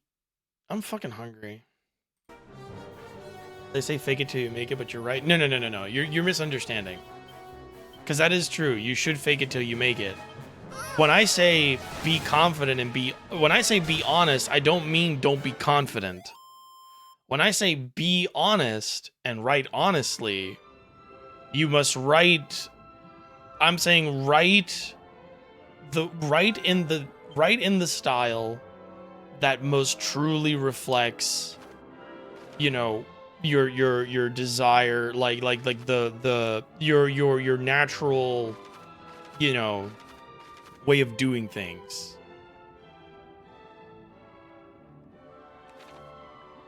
You know, like don't like, and that means be confident, because you're and that's easier to do when you write honestly. If you don't write honestly, then you can't be confident in your writing because you're pretending. But when they say fake it till you make it, the reason what fake it till you make it means is speak with a certain level of confidence and authority, not the authority, but with authority, with confidence, with the understanding of what you're saying. You know, you don't have to know what you're doing, but you have to sort of like speak from the heart and write from the heart. You kind of have to be, you know, transparent in a certain way. And that's what they mean by that. And yes, and also that fake it till you make it is also in relation to sort of like imitation. So like a lot of people, when they start making stuff, they imitate the stuff that they're inspired by, obviously, right? But that phase for creativity is fairly short-lived. So if you are someone who is actually pursuing the craft of writing, of painting, of animating, of drawing, of music, of whatever, right? Well, what have you. If you are someone who's actively pursuing the craft, the phase of imitation, of faking it till you make it, is actually fairly short. This is totally like a thing. Can I like go here? They're not letting me go here. I should be allowed to go there. Whatever. Like your period of imitation, of faking it till you make it, will be fairly short, because you will very quickly, something that I feel like a lot of people that don't like do creative stuff often, or like don't actually pursue a creative talent or creative thing, something that I think a lot of people don't understand is that you will probably start out imitating stuff, but that becomes very short-lived, because the minute you start imitating stuff, you start realizing that there are things about what you're imitating that you don't like or would prefer to do differently, which is something that I feel like a lot of people don't understand, because a lot of people are very like protective of the work of artists and stuff like that, and I don't think they realize that their fellow artists, like the people who are inspired by those things, like eventually do come to realize that there are things about the things that they love that they don't like, and that is how one becomes their own, comes into their own as an artist. That's how you form an identity as an artist of any kind.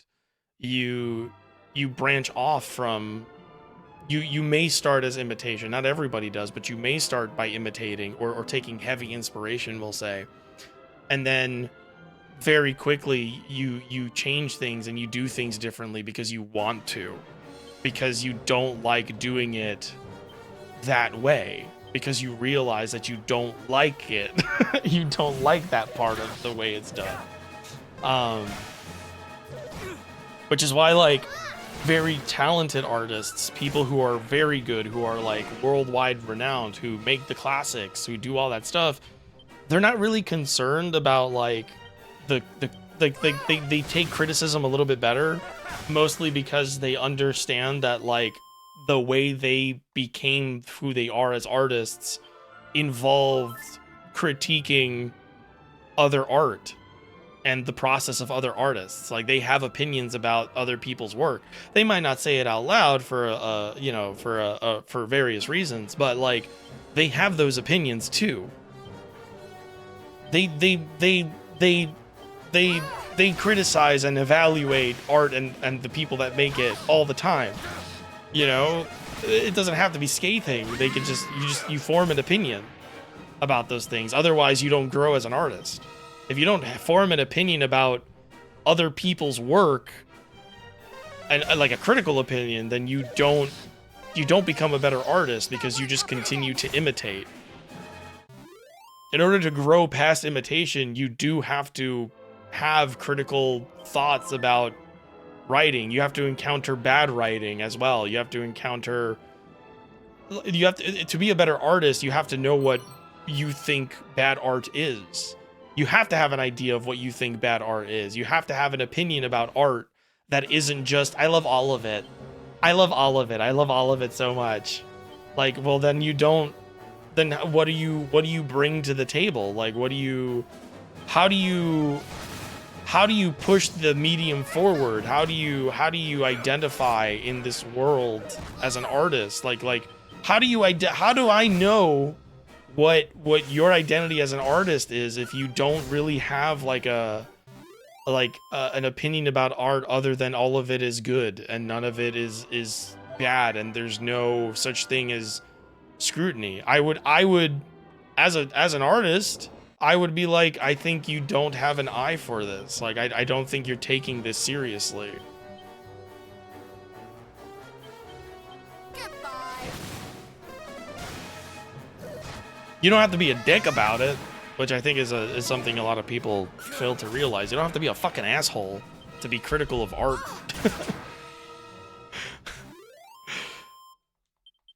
You know, but like, you should have some sort of like well-rounded thoughts.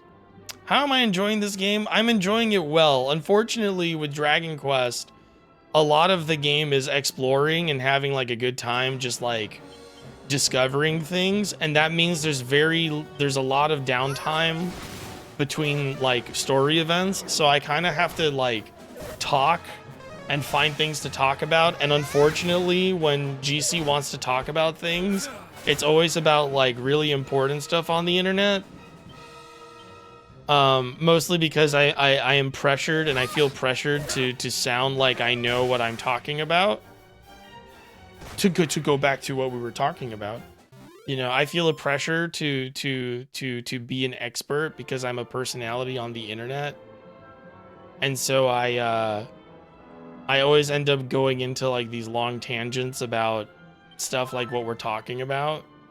One, because it fills the dead air really well, but two, because ain't fucking nothing happening in the game right now.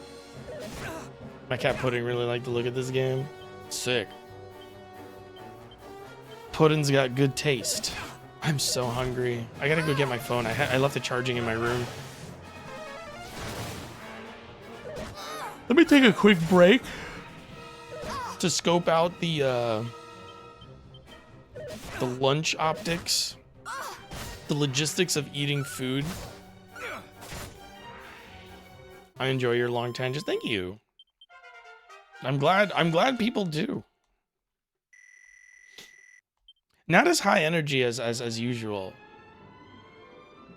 I was looking at some of the VODs, or thinking back to them, and I was like, man, I forgot what the fuck I got really heated about the other day. My friends keep making fun of me. They keep saying I'm like Northern Lion, but like on an alternate timeline. And I'm like, I think you're right. I think you're right. I think Northern Lion is you know what? I'm not Northern Lion on an alternate timeline. Northern Lion is me on another alternate timeline. Northern Lion is what would have happened to me if I had gone to teach English abroad. In other words, I should have done that, because goddamn. That dude's got the pass to sound as crazy as he wants forever. I'm so jealous. Northern Lion can say like the craziest shit on his streams, and like his chat will be filled with +2s. And he can just go. You know, he can sound as fucking demented or have like the weirdest opinions he wants. Meanwhile, you know, anybody else tries to do what Northern Lion does, and like they're not gonna, the court of public opinion will not be kind to them. I mean, he's also a very charismatic individual, let's be honest. It's not like he It's not like he tripped and fucking fell into, you know, into having that sort of plot armor. That's what it is. He has plot armor. Like, if real life plot armor exists, I think Northern Lion has it.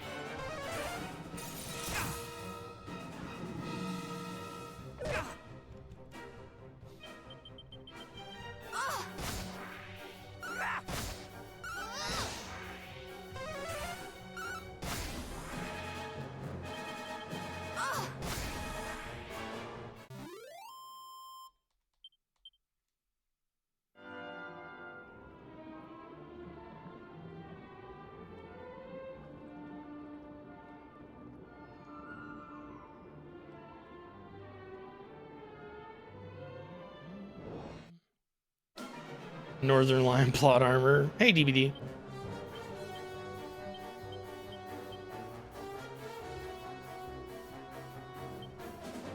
How you doing?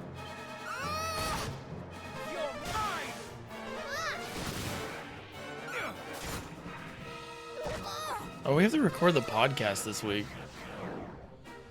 I'm not gonna ask them when. I'll wait a couple days before I do that.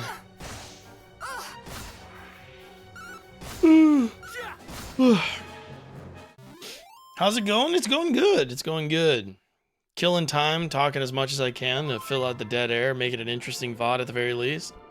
Or at least piss off the right people. You know how it is. You know how it is.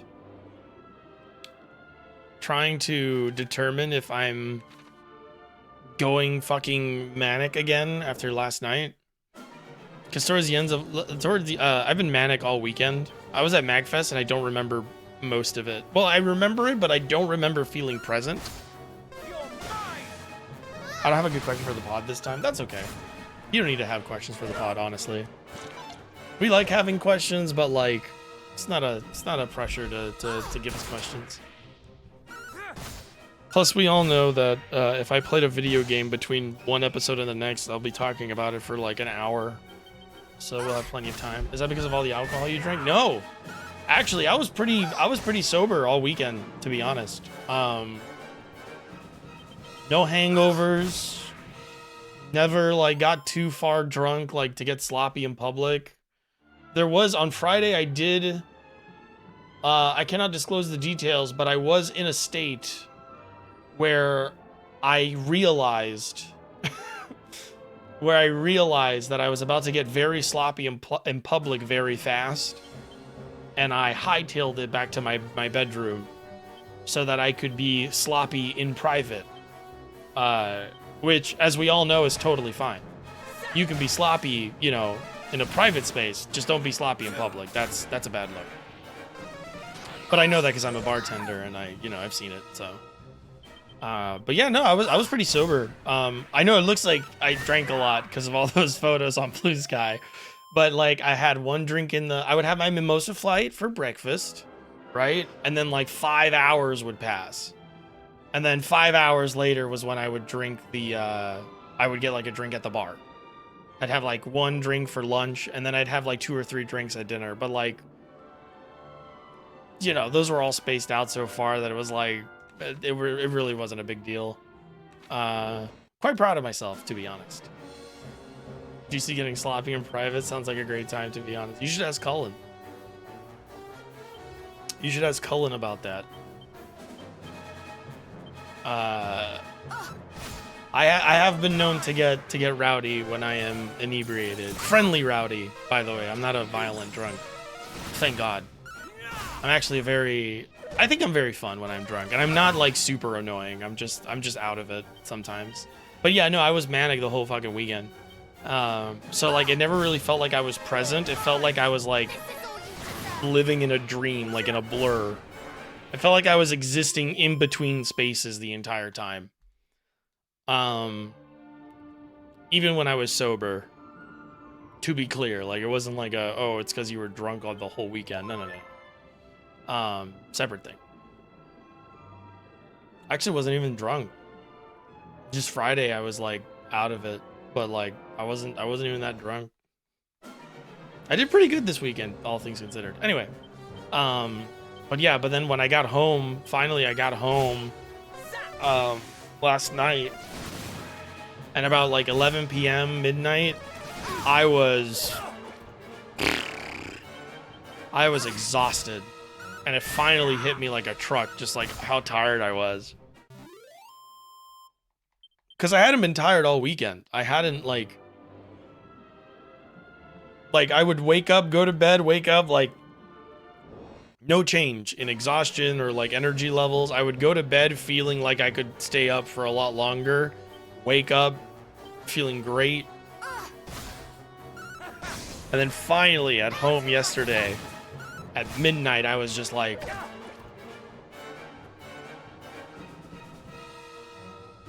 I was so fucking tired. I was so tired, so tired.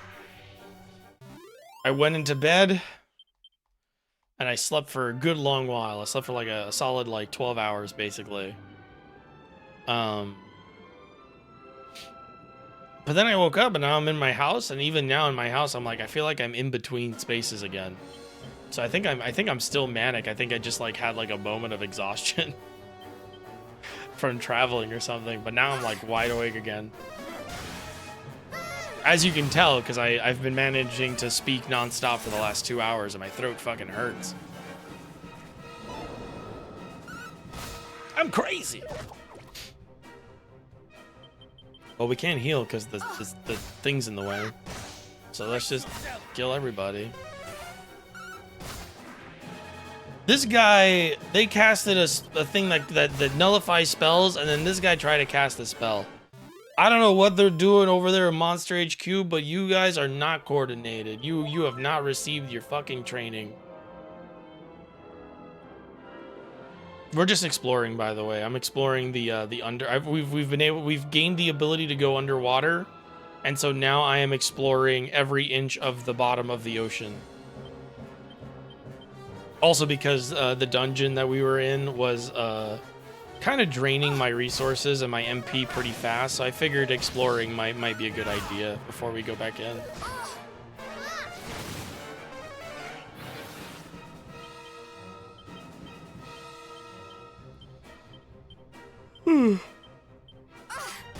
I want to find some items. You don't know what kind of drunk you are? Well, that's good. That means you might not even have like a... That means you might not even have like a different archetype of being drunk. Although I am one of those weirdos. This might be psychosomatic. I don't know if it's like real or not, to be honest. Like thinking about it, like I don't know if this actually works the way... I don't know if this works as advertised. We gotta go here. I don't know if this works as advertised.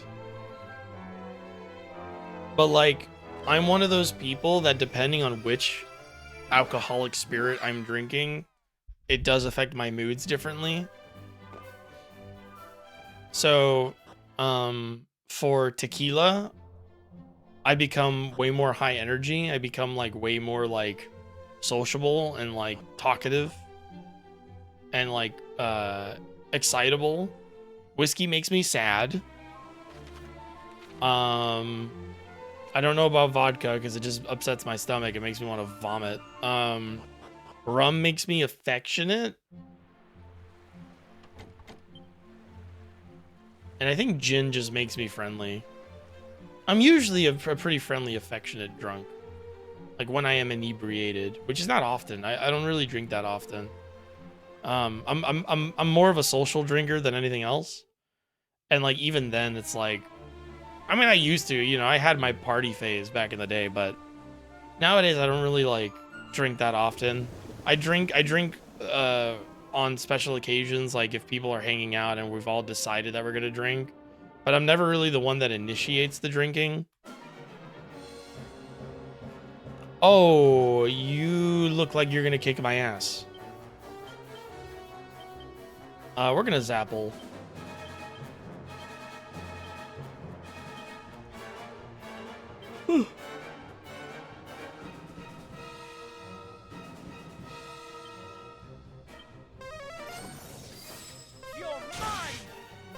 Yeah, we're gonna die.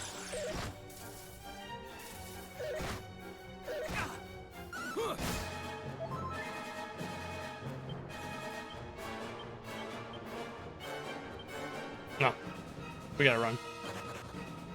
Was it bad that I jumped to tequila by the champs when you mentioned tequila?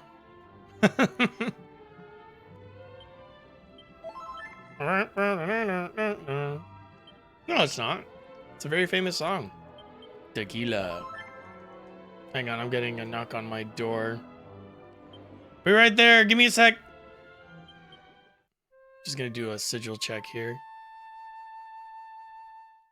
I figured isolated spot of the... No? Okay.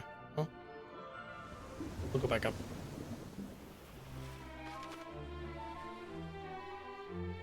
I think this is all connected, right? It's... Yeah, it is. It is. It is. It is, because then it goes back around here, and then it goes... Oh, it's not all connected. So this is a separate mass? No, it's not a separate mass, because it loops back down here. Yeah, no. Okay.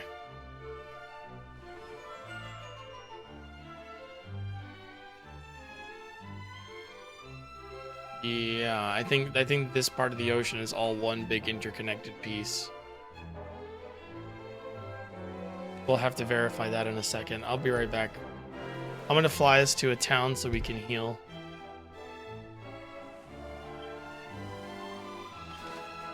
And then I'm gonna go check my door. I'm gonna try to do this without, like... There we go. Perfect.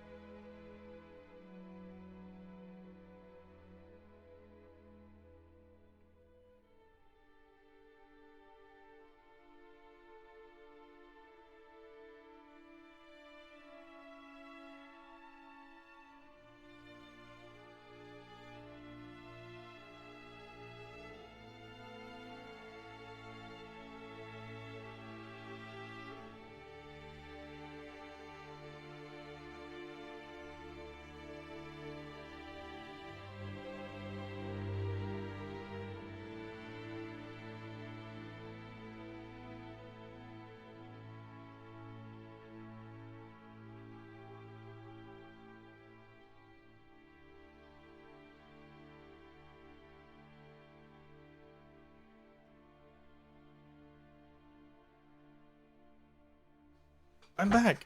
So some stickers I ordered 6 months ago from Etsy finally got here. And the reason it took so long is because the stickers came from Brazil.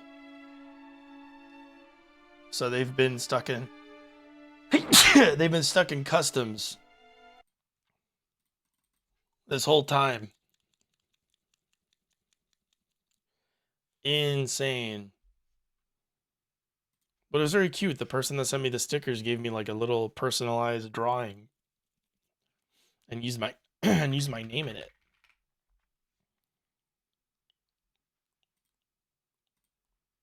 Let's see. Let me order something to eat while we're here. I'm gonna move you guys to the other screen while I do this. What should I get to eat?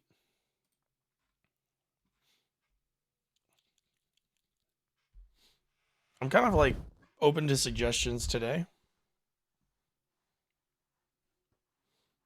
Yeah, it was a sticker for my laptop. I bought laptop stickers because I wanted to get rid of some of the ones that I had on them, and I wanted to replace them with other ones. And I wanted a better variety of stickers on my thing. Let's see. I had a terrible pizza the other day, so I'm not really in the mood for pizza. I had like the worst pizza at the airport yesterday. I haven't had Sonic in a while. And I don't hate Sonic. I don't think they're that good, but I don't hate them. Is there any place here that sells like really good hot dogs? Oh, I should put on some music so that we're not like in silence.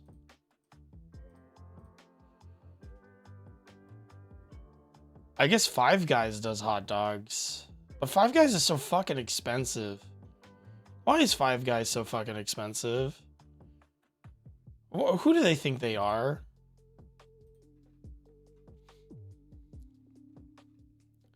Like at $20 for a fucking bacon cheeseburger. Like, I'd rather just order from Red Robin. Sure, the new buns are kind of ass, but like, you know, I'd take that over all of this. What about like any like artisanal grilled cheese places here? God damn it, I miss where I used to live. I live in the fucking boonies.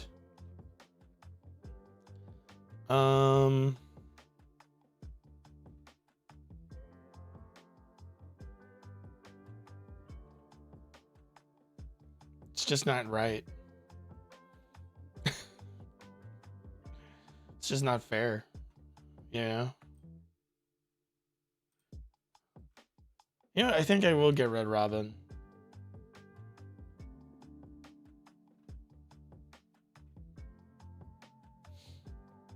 What do you got? What are your new burgers? The Big Yum Burger deal. What is this? A tavern burger, soda, and a side. Tavern burger sounds good. I'm not really like hungry enough for one of the big ones.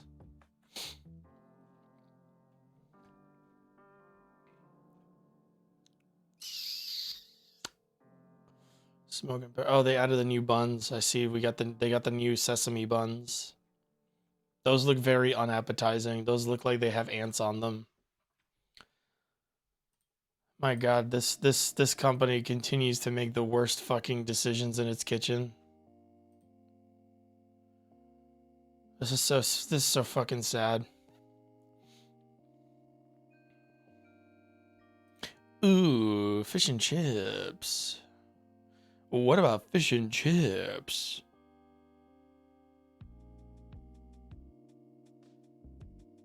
What is a football bucket from Auntie Anne's? Oh my God, that's so much food. Good Lord. There was an Auntie Anne's in National Harbor at MagFest and I didn't get anything. Let's see if we can do fish and chips. Are the chips chunky? Yeah, like wedges. Yeah, that's my favorite version of fish and chips. That's too far away.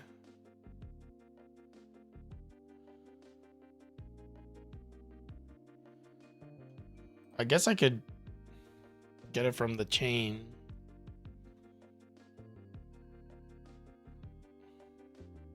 There's just always like a fear when I order fish and chips where I'm like, I'm gonna order it and it's gonna be like fried in like seafood oil and then I'm gonna die eating it. Which wouldn't be like a bad way to go, to be honest, but not something I want to do live on camera. No, that looks like shit.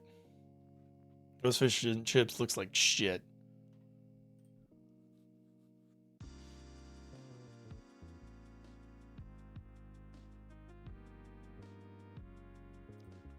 Let's go to the fried basket.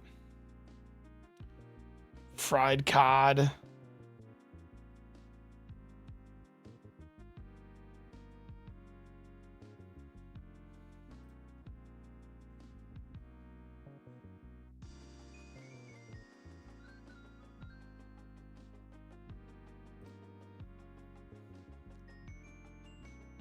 I'm losing my appetite for fish.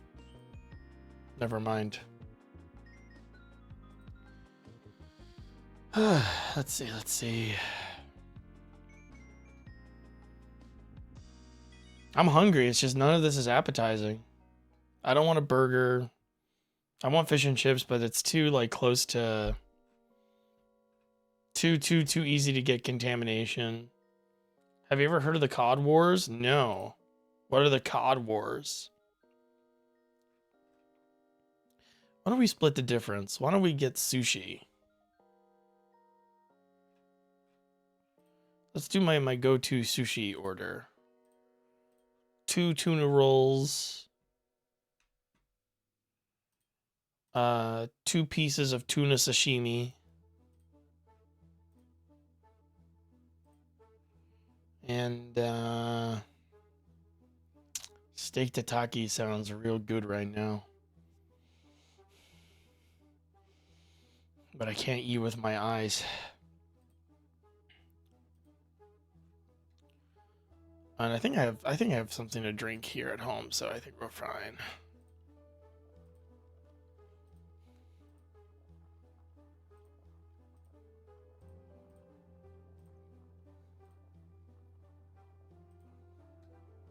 Thai donuts? Do I want some desserts? No, you're thinking with you're eating with your eyes again.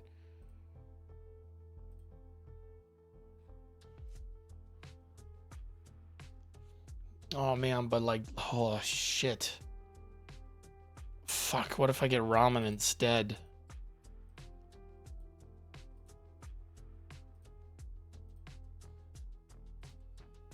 No. Free yourself. Put in the order. Stop thinking. It is done.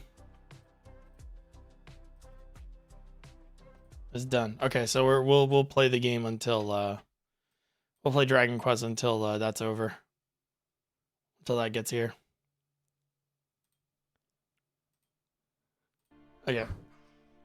Iceland and Britain got into a fight over fishing in Icelandic waters. Iceland won twice, staring down Royal Navy destroyers with just one Coast Guard ship that really punched above its weight. Hell yeah.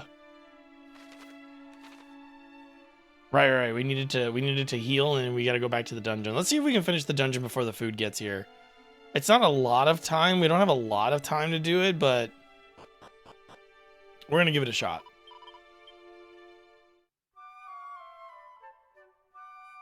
I love stories like that.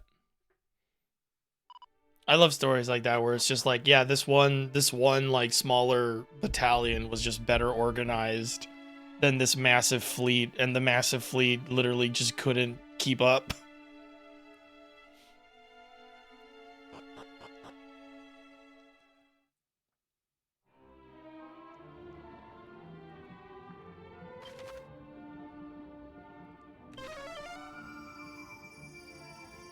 I'm shocked I didn't find any mini medals in the mermaid place yet. Note that I said yet. There's still time. Right, so how did we do this? I believe we had to go all the way around to actually progress. No, but there's like so much more to explore that I think I missed out on. Because going left goes to like a double staircase that we didn't see before. Let's go that way. Let's see what's going on over here.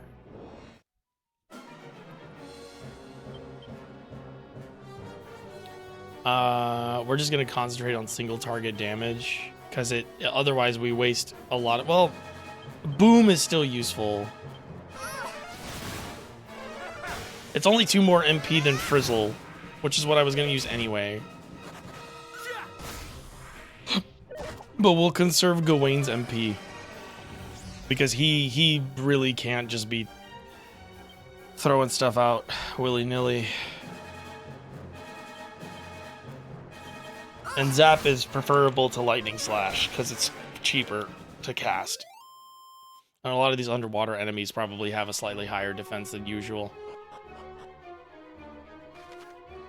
Yeah, so where am I here? Where is this? I don't remember going here. I'm gonna be so embarrassed if there's like an open chest. No, yeah, I was just never here. Sick.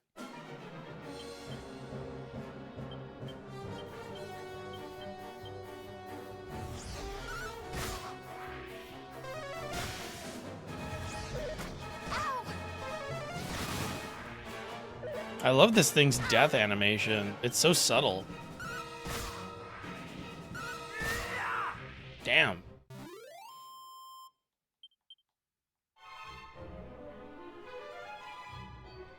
I don't think there's anything there. I'm not gonna bother looking at it. Okay, so from here, yeah, this is like a totally different area. What in the fuck?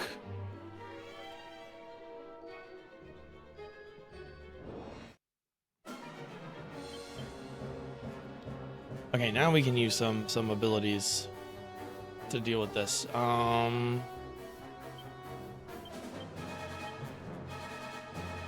gonna Zapple.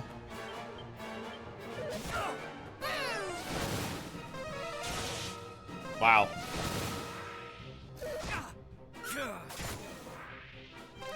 Oh, it's not weak to cattle prod because it has a too high of a defense. It's probably resistant to physical damage.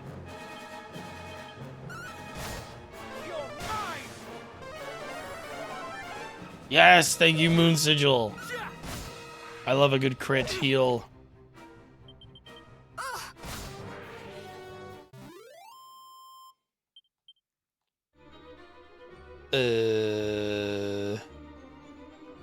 We go left.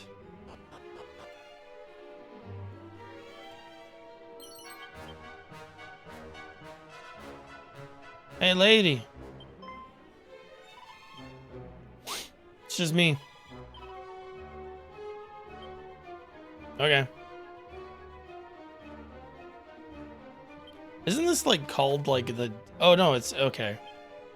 It is not in fact a dungeon name. It is actually like the town that we'll probably be exploring after this. I went from there. I want to go down. There we go.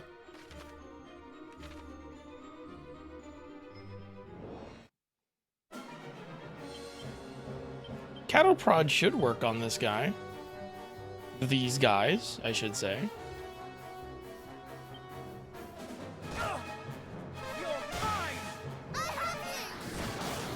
Not weak to wind. Beast class enemy. So weak to cattle prod. We can just whack him from here. Or not. I thought, okay. Oh, yeah. All right. It worked out. It worked out. It worked out.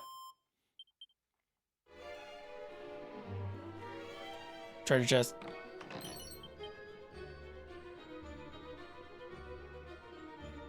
I don't think there's anything over there.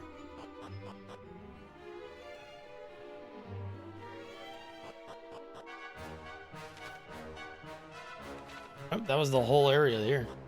Okay. Whatever. Let's see. B1. So those two staircases go to the same place. So I can go down the one up top. Then there's only one path downward. And then you got to go down. Oh, well, there's the side path here that we did. And the other side path. And then we go down that flight of stairs. That brings us here. We go up these stairs. We go down those stairs. Or go upstairs. That takes us here. And then the staircase in the center takes us... I don't know if I can... Yeah, okay. So this takes us here, right? But where does that down here take us? It is unclear. It is unclear. Unless it takes us up. It takes us up! It takes us up. Takes us here.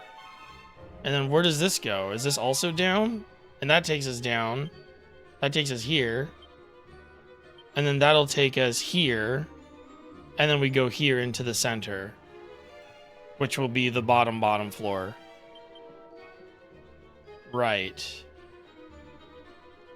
Right. So that's a dead end. And then, okay.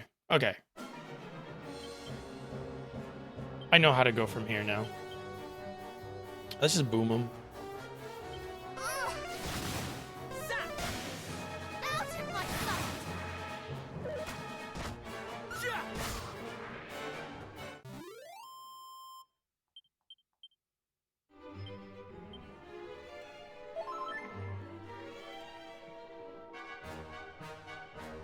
I thought that was an iron to pick up.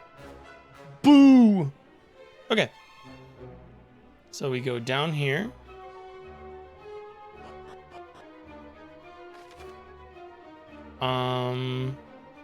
We go left.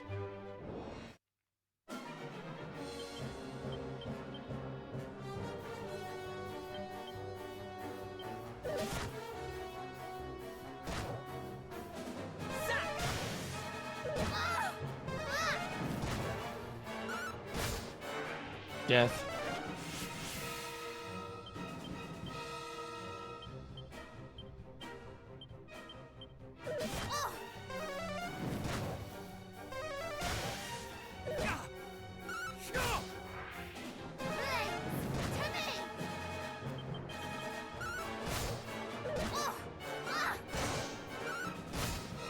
Excellent.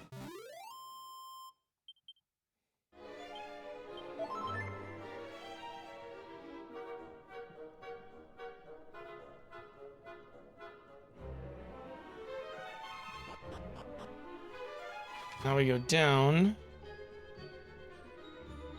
We gotta go down again. It's our only option. Right? We can only go down. Oh, fuck, that's a lot of dudes.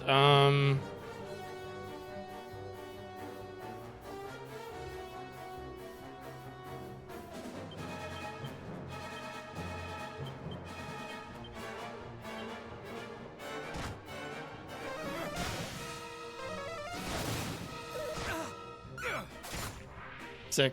Ow!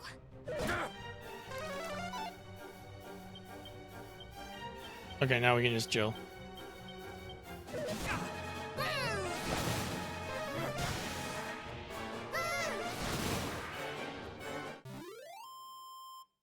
Easy peasy.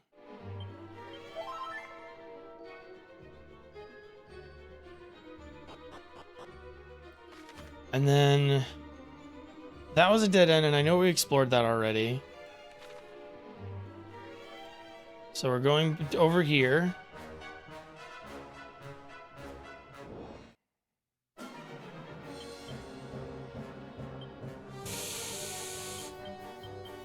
We should deal with that. Owie. Sorry. I got a pain on my chest. Okay.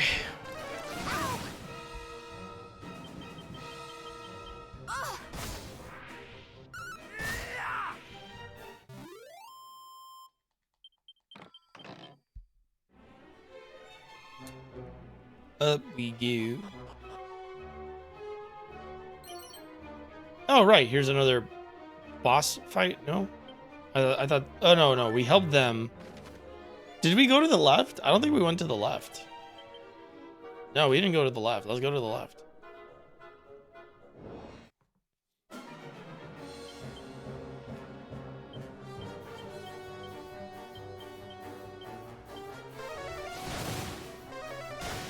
I really want the boom to crit.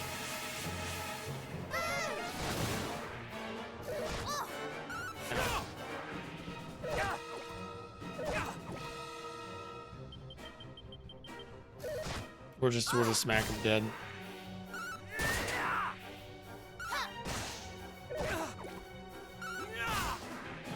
I think I need to make Gawain faster. I think next time we get any like speed seeds, any seeds of agility, we're gonna give it to him. Ooh.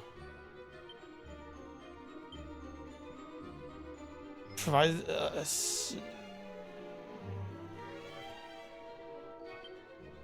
Can you wear it? No. Can you wear it?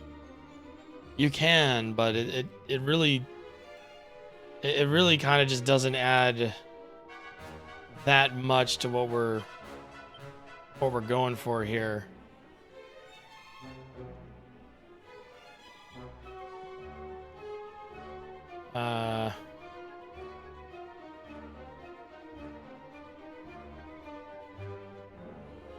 Yeah, no. Real quick though, let's resort my there we go. Let's actually do a quick check because I haven't checked this in a second.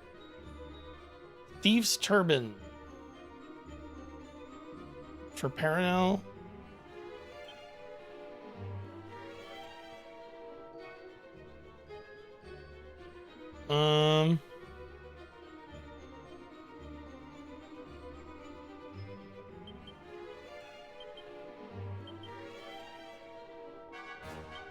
No. No.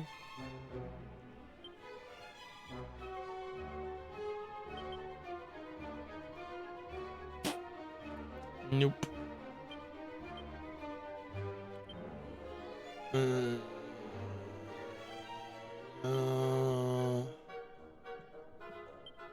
What does the Cariviere do? Oh, it prevents spell sealing. Yeah, that's important. Hey, Martinberg. Martin Edberg. How you doing? I think that's it. I think we're done in the zone. Okay. Well, that was neat. And then from here... Right, so from here was...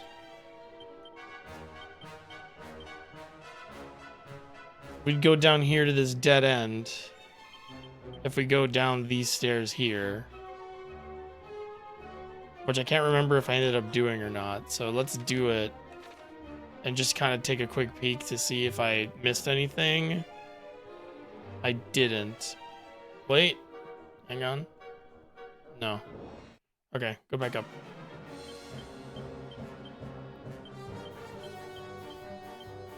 Boom, boom. Let me check my Uber Eats order. Oh, we got time. We got time. We'll be done with this.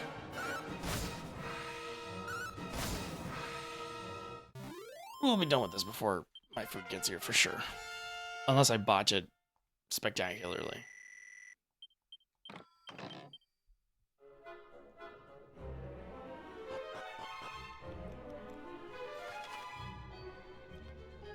Yeah, we're gonna go down. No, I got that one. Okay, so from here, it's this way.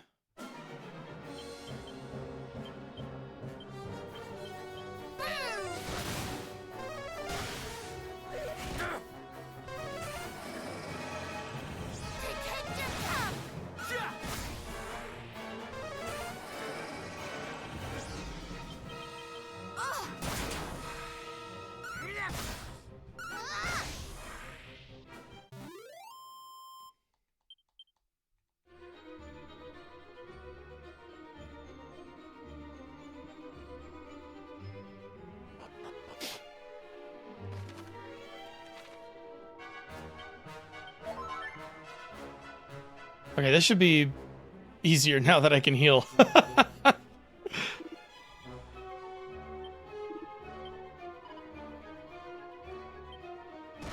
Finally about Power Yags in Hawaii. Looking forward to play it and watch your video on it. I'm excited. Yeah, sick. Hope you like the game. Hope you like the video. I'm a big fan. Big fan of the work I did on that video. I'm very proud of myself for that one.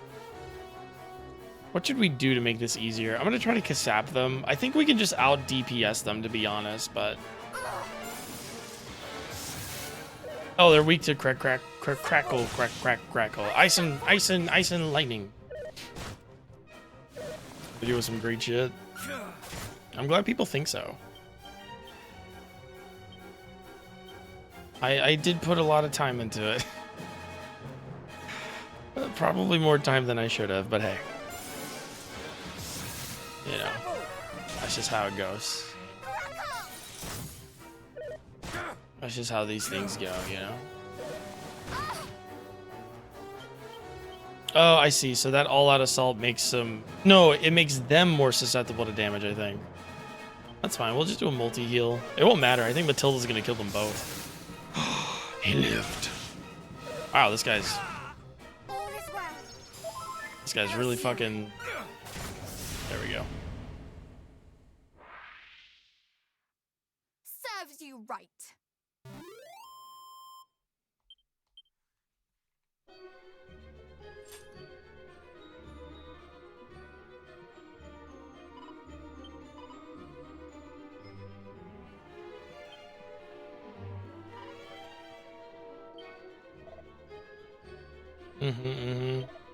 You must breathe. Yeah, lady, you're freaking the fuck out. The queen, is she here? She is a little further in, but so's a horrid beast. I saw her running after her. 'Twas foul to say the least.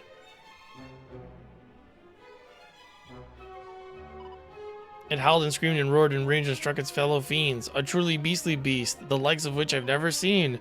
If it can be so cruel to even others of its kind, I fear what it might do to humans if it had a mind. Saul is not harmonious among the rank of the monsters. That, at least, is useful to know. You have our thanks. I see you mine. I owe you more than words can ever say. Now go and save that queen of ours. Be off now, on your way. I love rhyming. I think rhyming is a great thing to have. I think it's awesome. It's lovely. I love the way the mermaids rhyme. I really do, though. I'm trying to sound like it bothers me, but it's a very nice little quality for the mermaids. I don't remember when they started making the mermaids rhyme. I know it's in Dragon Quest XI for sure. I know it's in Dragon Quest XI, but I'm trying to remember if it predates Dragon Quest XI, the mermaids rhyming thing. But I can't remember.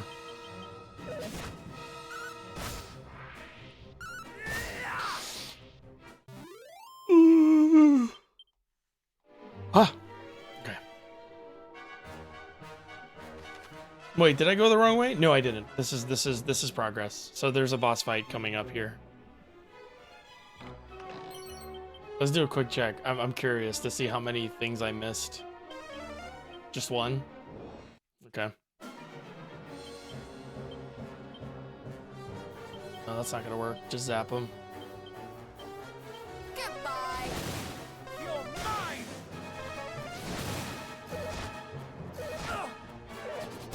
This dungeon's not playing around.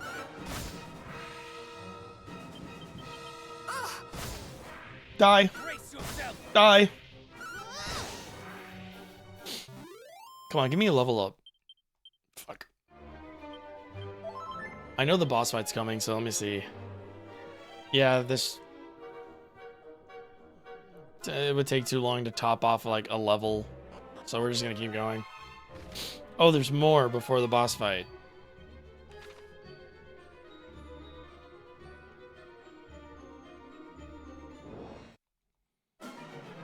Ugh. There's so many. You're mine!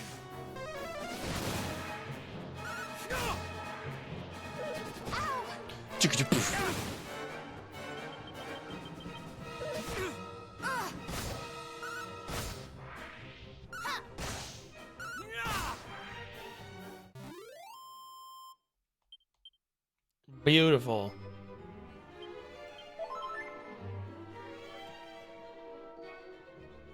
Took a couple pretty nasty hits there.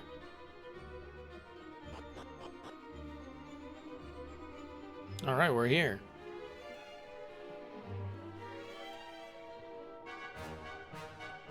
Oh, it's this enemy sprite. You must not leap to such drastic conclusions, milady. Our orders were not to were to kidnap her, if she were to croak, Lord Beerlittle would... You think I care about orders when one more beautiful than I stands before me? Nay, she must be erased. Eradicated! Envy. Ha! So you are the interloper who berates and belabors her fellow fiends. Humans on the ocean floor? How? That is none of your concern. All that you need to know is this. So long as we live, every one of your devilish schemes shall end in failure. Oh, you think to threaten me, child? These are no mere children, as their aura doth attest. Damn, we've been Though aura Harden's farming this right-hand whole time. creature, You are clearly not his best. What? And you wonder why I wish to destroy So you? you just does a good job, but your insight also feel like it was modern critique of it in terms of culture and critique of sexism. Thank you. Thank you very much. Eradication must cease. She is to be taken alive. Why, I ask you, why are we not free to destroy this wretched creature? Hmm? That is not for us to know.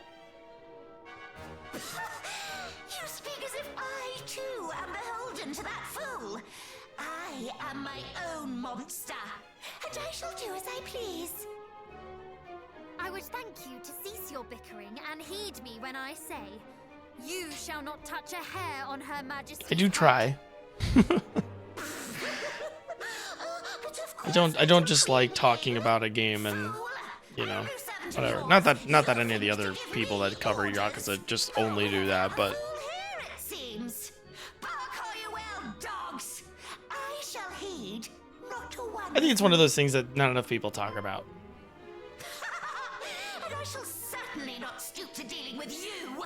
No, that shall be the job of these insubordinate wretches. Will it not? Yes, my lady. Damn. Can you not do that with your tongue? I don't like it. I don't like what he's doing. I don't like what he's doing with that thing. Stop it.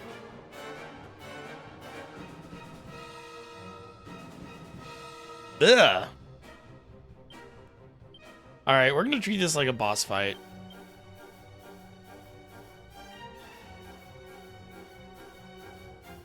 I'm gonna cast Oomph. Is Yakuza Kiwami 3 next? No, I will not be covering Kiwami 3. I won't be doing that. Because they have decided not to recast that guy, so I'm just not covering it. Not for a very long time, I think.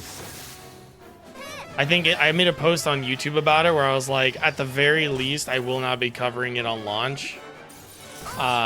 At the very least, I will probably only be covering it long past the time where that video will provide it any sort of meaningful attention, we'll say. Yeah. Oh, I'm paralyzed. Fuck. Okay,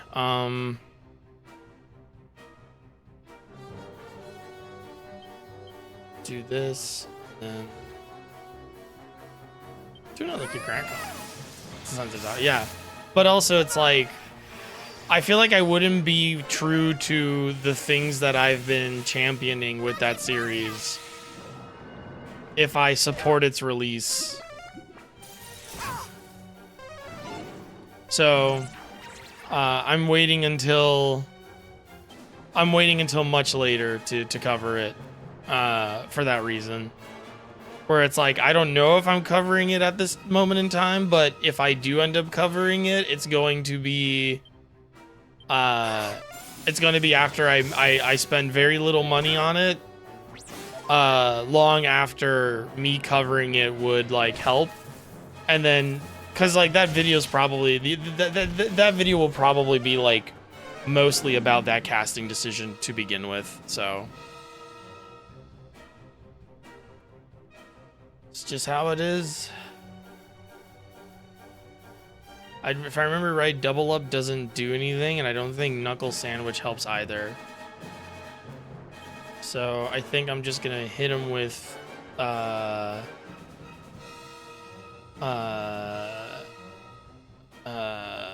we'll go cattle prod. And I need to zing and bring her back to life. Okay, we got one down. We need you. Zing never wants to work in battle. It's so annoying.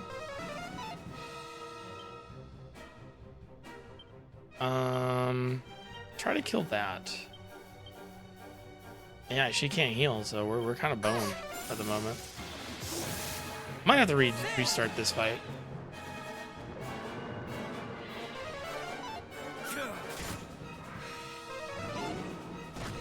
Very unlucky whack.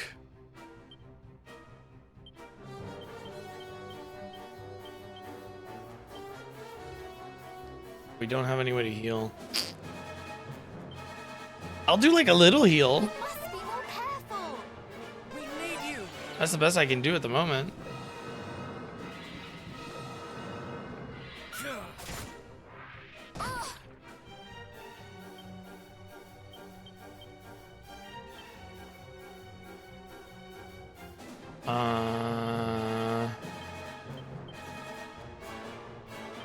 Heal yourself.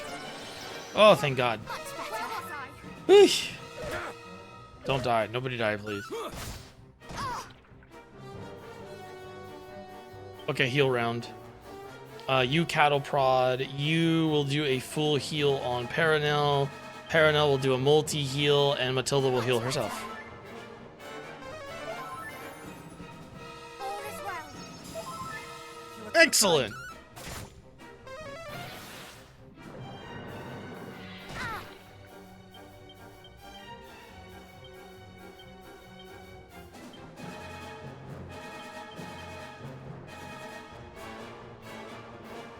And then we'll just like frizzle you, I guess.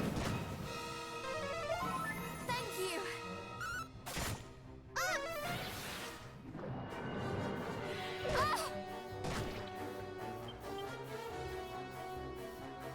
I will muster strength one last time and do another full heal on Matilda, who for some reason continues to take absurd amounts of damage from this guy. Might sting a bit.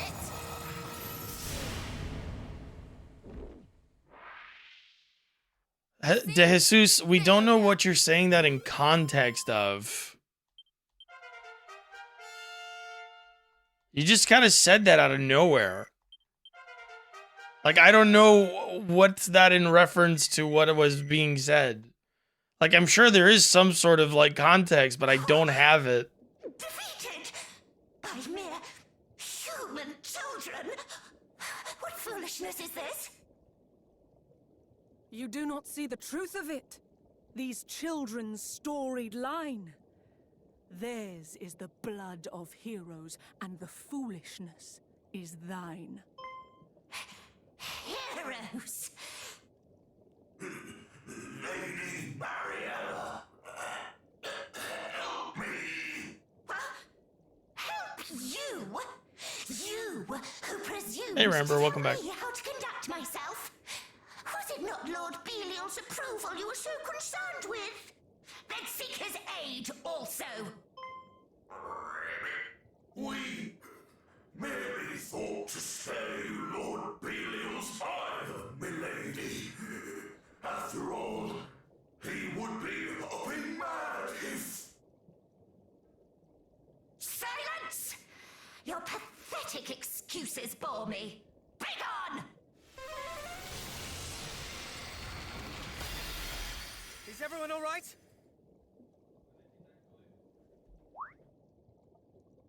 What is this? A barrier I put in. Oh, fuck. I accidentally clicked it. She protected us. That's all that line said. That was all she was saying.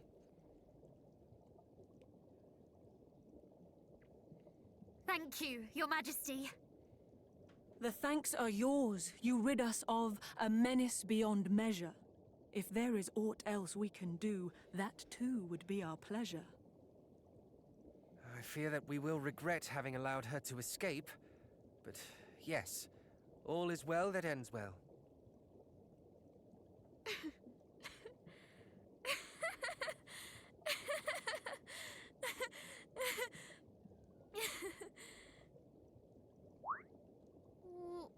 What is it? Are you angry, perhaps? So angry at letting her escape that you cannot help but laugh?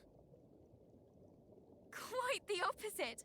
I'm overjoyed, for I've seen that we can win. That victory over Hargon and his army shall surely be ours. Whatever do you mean? All I remember seeing is a gaggle of ne'er-do-wells bickering like children. Precisely. It was Belial himself who told us of the attack on the mermaids, was it not? Yeah, I'm following. And Mariella could not have been more disdainful of Belial's wishes. There is no unity among the monsters, no harmony. They do not consult with one another, nor attempt to work together. Quite the opposite, in fact. And when their underlings displease them, they think nothing of destroying them. Each is a law unto themselves. If Dragon Quest XI was my first and only Dragon Quest game, which one should I play next? 8. Nay, not just the people. Dragon Quest the 8 should be your fairies next too, one. The descendant of dragons. And us.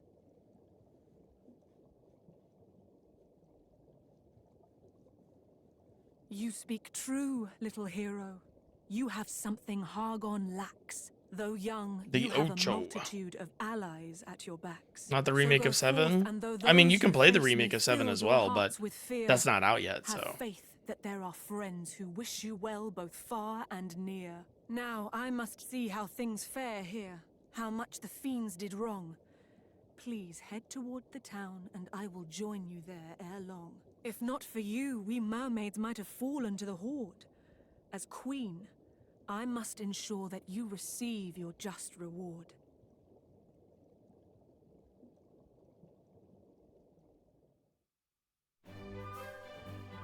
Yay! The town is now a proper town, so now you get the actual introduction for it, I think.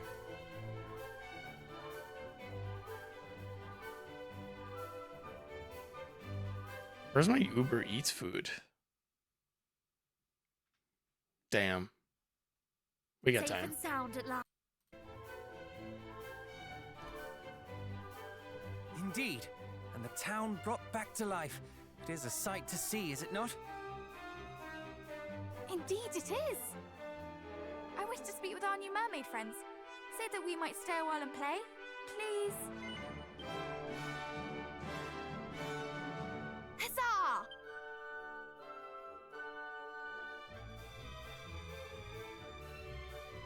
Off they go. I should not mind a little look around myself.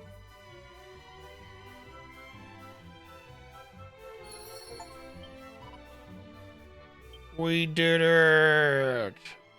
Are the shops like working now?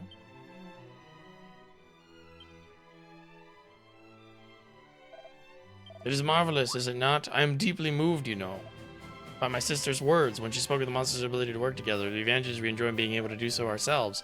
I could not have agreed more, and I couldn't have been proud of how far she has come, how much she has changed. Paranel too has much changed since we first met. She was so very serious at first, so very weighed down, and yet lately the weight seems to have lifted just a little. You, of course, were born a hero, which leaves only me unchanged, I suppose. No. You simply wish to spare my feelings, do you not? But I say there is value in constancy.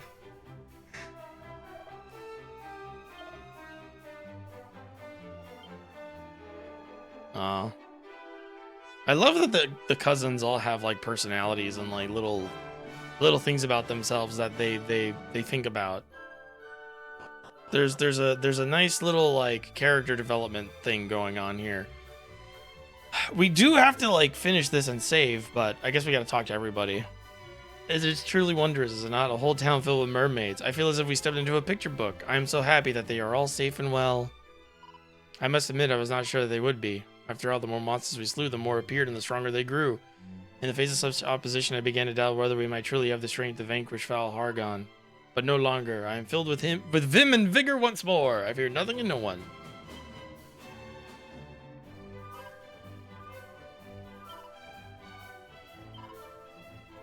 We are ever the stronger.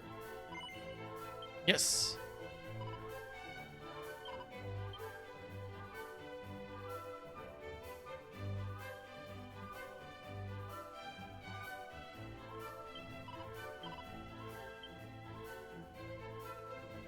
Damn. Racist mermaids. Although I guess I can't blame her.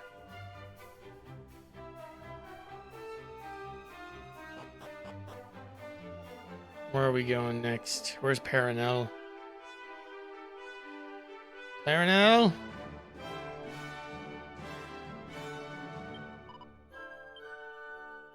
Oh, hang on. My nephew is over here. I'll be right back. He doesn't know everybody left.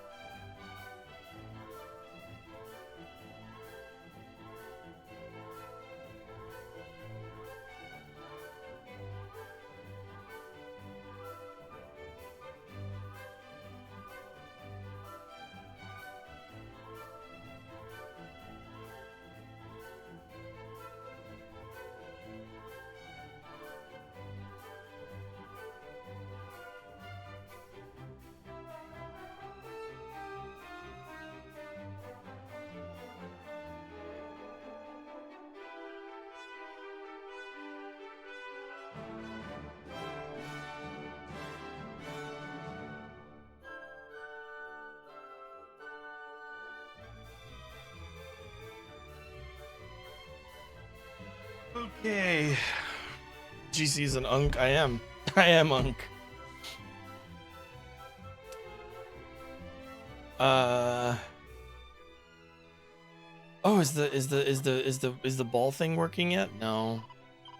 I am gonna rest just in case there's a boss fight that I don't know about coming up. Damn, this lady's still like in traffic. This was gonna take a lot longer than I thought.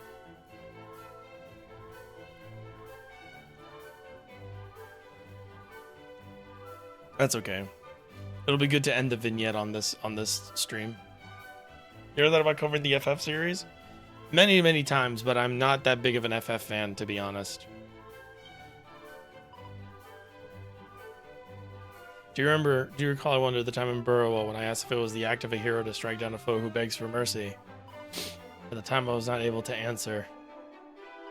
But now I am. The gift we have been granted, the power of heroes, we were granted it that we might bring light where darkness threatens, that the people might have a future. It is not a tool of judgment, nor one of punishment. Do you agree, I hope? Yes. When we first set upon our quest, I dreamed the same dream night after night, a dream of the fall of Moonbrook. But lately I dream it no longer. I dream instead of our time together, the meals we enjoy in one another's company, the arguments, even the battles. I once believed that the purpose of this journey was to see Hargon and his minions suffer as I have suffered, but I know now that this is not true, and I know this thanks to all of you. I am ever in your debt. Damn, that's pretty cool. Yeah, I'm not a big fan of Final Fantasy. Like, I like Final Fantasy, like some of them. I like Final Fantasy 10, 7, 15. And beyond those, I've played 14. Just the mainline ones. And I think that's it. Oh, and 13. I played 14 and 13, but I don't really like 13 at all. I've tried playing through 13 like multiple times, and I just can't get into it.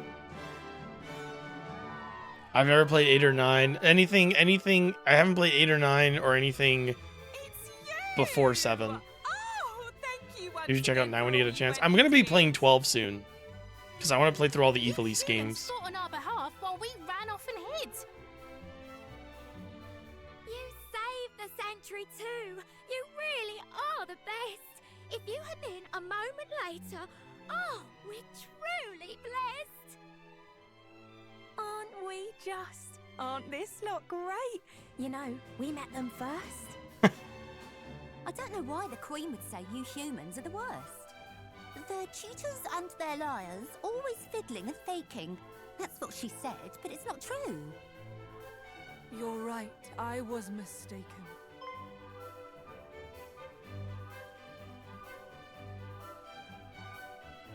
Is that the princess behind her? You good, buddy?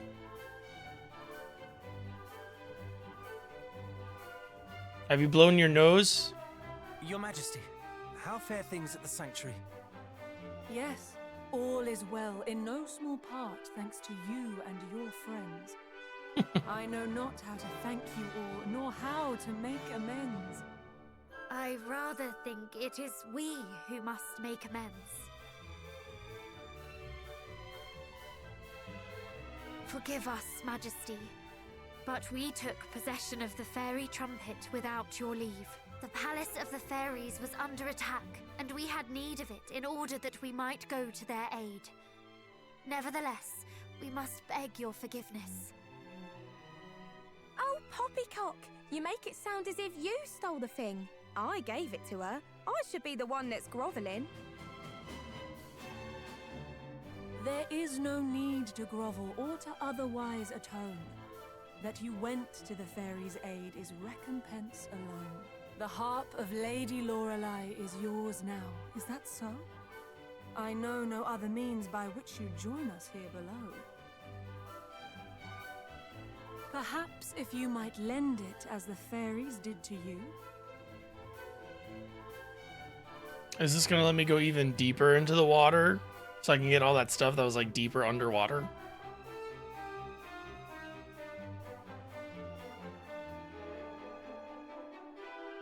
This pearl here once adorned it. Let me see what I can do. Wait, that's the pearl our pals here gave us when we helped the fishers. So this too fell into your hands. How terribly auspicious. Its purpose is to see this wondrous harp made yet more fine. Now let us join the two. Yeah, once this is more. gonna let me go even deeper into the Come, water. little pearl, and shine. It's gonna be sick. Or it's gonna let me fly. My. I hope it lets me fly. I would like it to be flying. Your presence here beneath the sea brings peace unto our hearts. May that same peace spread further with the power the harp imparts. Oh, I thought you were saying with the power of your Cute. farts, because that rhymes. 9 is the GOAT. I've heard good things about 9. But yeah, that's why I don't cover Final Fantasy. It's just not me. You accept one final gift? And I think I would just upset a lot of people because I think, like, I'm not a fan of Final Fantasy most of the time after Sakaguchi left. Like, the ones that actually interest me are the ones that Sakaguchi had a hand in. But like anything, basically anything, I guess it's a little weird to say, right? But it's just because like they started coming out a lot less often. Is like anything from 13 on doesn't interest me as much. 15 being a weird exception in that 15 is so very different from what a Final Fantasy game is. Which I suppose I can give Tetsuya Nomura some credit for that because he did like basically form the blueprint for that game, but I will give credit to Tabata. I think that's his name for like wrapping it up and finishing it and stuff like that. And I just like I think Final Fantasy 15 is kind of like incredible as far as like giving people this, really proving to people that Final Fantasy does not have to be a very specific set of things. And I really enjoyed it for that reason, and I actually quite liked a lot of the way the game plays and stuff. In fact, I want to go back to it now that it has full content, because I played it on PS4 at launch. So it's very different now. And yeah, and that's actually sort of why well, also 15 leans into the aesthetic of Final Fantasy that I like, which is it's more high fantasy, lower sci-fi than it is well, I guess high fantasy would be it. It's like high fantasy / sci-fi, whereas like the other Final Fantasies that I don't really gel with are either way too specifically sci-fi or way too specifically fantasy. Right. Humans, mermaids, and fairies must work together if we're to fend off. You don't fuck with Alter Theory, right? No, I don't. I try to avoid it as much as I can. But I understand. I think there is an understandable amount that you could like put onto a specific creator. But I think once you start like putting them on a pedestal or digging them in the mud, it's sort of a problem. But also like Alter Theory, like I don't fuck with it, but I understand that the games industry makes it incredibly impossible to know who did what and what actually goes into making a game. Let's start at the beginning, shall we? The sigils were made by your ancestor, Erdrick, with a little help from us fairies. Feels like it was only yesterday, doesn't it? Funny that. After You're low-key defeating giving the Velma, Dragon Lord, thank you. Erdrick left the 5 sigils in the care of Rubis. She used their power to place herself in a deep and lasting slumber. A slumber from which only the same power could awaken her. I am not sure I follow. Let me explain. Rubis is no commoner garden spirit. She is the spirit of the land, its creator and its protector. Any threat to her is a threat to our entire world. While others celebrated the fall of the Dragon Lord, Rubis was all too aware that another evil waited in the wings. So she made up her mind to bid her loyal servants farewell, before the menace grew strong enough to strike her down. And so she entered a sleep deeper than death, where even the prayers of we, her loyal servants, cannot reach her. It sounds less like slumber and more like she sealed herself away. Yes, that might be a better way of putting it. Either way, she hoped that by this, she could protect her world until the time came. Till the time came for what? For the scions of Erdrick to rise once more, to meet a great darkness that threatened the realm. In short, Rubis foresaw this very moment. She told us that if, and only if, Erdrick's descendants should show the same strength and bravery as their illustrious ancestor, we should tell them of the sigils and guide them on their quest. And you believe we have met that standard? And then some. No one else could have made it this far. Not to say your journey's anywhere near over, of course. We're yet 2 sigils short a full collection after all. And not only that, the sigils aren't all that's needed to awaken Lady Rubis. Truly? What else do we need? One thing at a time now. Focus on finding the sigils first, and we can talk about the rest later. Luckily, you're more than halfway done already. That's as may be, but we know not where to look next. Under the sea. When we met Mariella in the Mermaid Sanctuary, I noticed something pinned to her lapel. I cannot say for certain, but I believe it may have been a sigil. Gosh, you have good eyesight. I saw nothing of the sort. Clearly my temper blinded me to such things. I was hardly as incensed as my sister, yet still I overlooked it. Did you notice it, cousin? Whew. 'Tis a comfort to know I have company in my heedlessness. That might secure us one sigil, but what of the other? We haven't a clue where it might be. Shall we try asking the King of Durkendor? Durkendor! He boasted of the breadth of his knowledge, did he not? Oh, also we have the magic key, so That he next time did. we'll probably Let us do a put lot it of to the magic key test. adventuring. Then it seems your course is settled. I don't think we gotta boil the auteurs alive, considering a lot. Once Some of them we may not have even any have messages. asked to have been auteurs. You know, the Take self-proclaimed ones, care. You may sure. be strong and brave like Those your are the ones ancestor, that need to but get don't knocked let down a that go to peg. your heads. Unless you want to lose them.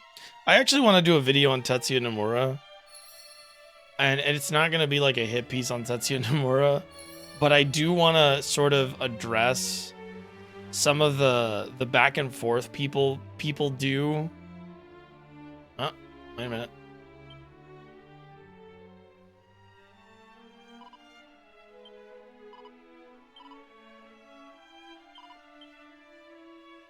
What's this?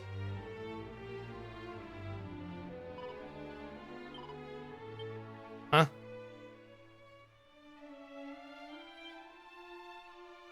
Okay. There's this thing with Kojima where I'm like,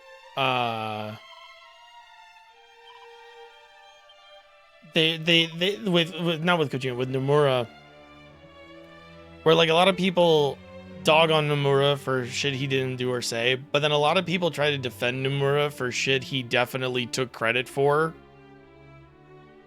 which is like, it's really weird where people are like, he didn't do that, he wasn't in charge of that, except you can go read interviews where he's literally taking credit for doing and saying that.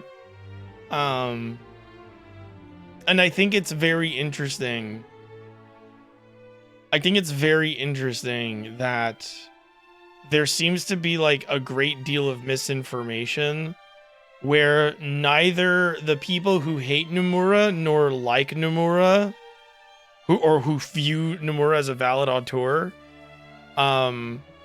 neither of them have actually bothered to read interviews with Nomura and base their understanding of him and what he has done and contributed to around that. There's just a lot of cherry picking from both sides. So I would really like to make a video sort of discussing like the weird way everyone talks about Tetsuya Nomura. Personally, I don't think he's ruined anything necessarily. I just deeply, vehemently disagree with like his vision, like his creative like work. Yeah.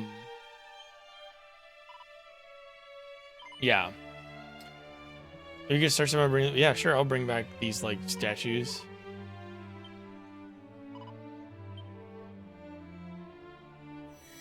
I don't know what this is. This is brand new. Is this like finding like old stuff and like doing like little challenge content? If you come in contact with a living memory, it will know where to come back to. There are 7 in total. We were going to pay Mariel a visit regardless. Hope we can find some of these memories along the way. Yeah, I think I've seen a couple already, to be honest. Because like you interact with it, right? Yeah, the meaning on all these has been removed, right? Yeah. But anyway, I think there's just a lot of misinformation about Tetsuya Nomura, and there's like really weird perspectives people have on the guy that to me just kind of don't really make a lot of sense. Because surely the truth is somewhere in the middle in this case. And we're a little bit too concerned with trying to prove that he is the source of why we like or hate things, or that he's not the source of why we like or hate things. And it's a little aggravating. Like, I personally don't like Tetsuya Nomura's work. I think a lot of his work sort of lacks substance. I think a lot of it lacks substance. And I think we can I think it would be beneficial to explore the truths of that and really dig into that without trying to prove it one way or the other. Just look at interview quotes and just sort of like literally a video that's just like validating the claims made about Tetsuya Nomura, right? Where it's just like, okay, we'll just go in and read the interviews.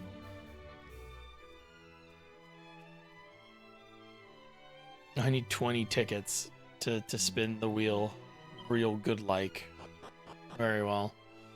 Let's go save and call it a day. I am quite ready to have my lunch.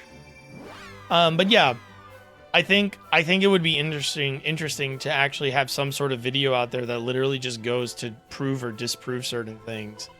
And part of that process would probably be buying the Ultimanias, where I can look at interviews from the guy directly, and it would literally just be we're going to compare and contrast what he says to what people claim that he has done, right?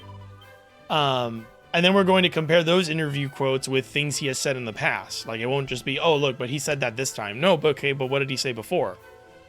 Because I think at best the truth is somewhere in the middle, but I have a sneaking suspicion that Tetsuya Nomura may in fact have a very bad habit of taking credit for things, and then once taking credit for that is no longer like beneficial to him, he walks it back, or he denies doing those things or taking part or having a large hand in those things, and then takes credit for it later when it proves to be beneficial for him to do so. Because I have seen that a couple times. And I think he thinks that we all have bad memory, short-term memory. But yeah, because I do think the truth is somewhere in the middle.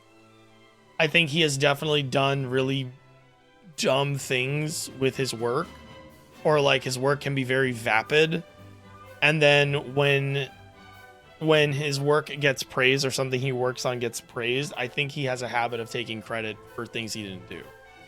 And then I think he has intentionally done something, or maybe unintentionally, just like through his, like, you know, style of PR handling, he has unintentionally sort of created an obfuscation about exactly what he has done for his works and what he has contributed to Final Fantasy with, and so on and so forth. But anyway, that's going to be it for me today, everybody. Thank you so much for joining me today. I'm probably going to stream tomorrow. I'm not going to stream on Thursday. Oh, actually, I will stream on Thursday as long as... Well, no, I'm probably not going to stream on Thursday because I have to go catch a movie. I'm going to go watch Endless Waltz in theaters. And then on Friday, I won't be able to stream because I have a friend that wants to hang out over the weekend. But Monday we'll be streaming again. So until then, take care of yourselves, take care of each other, and I'll see you next time. Bye-bye.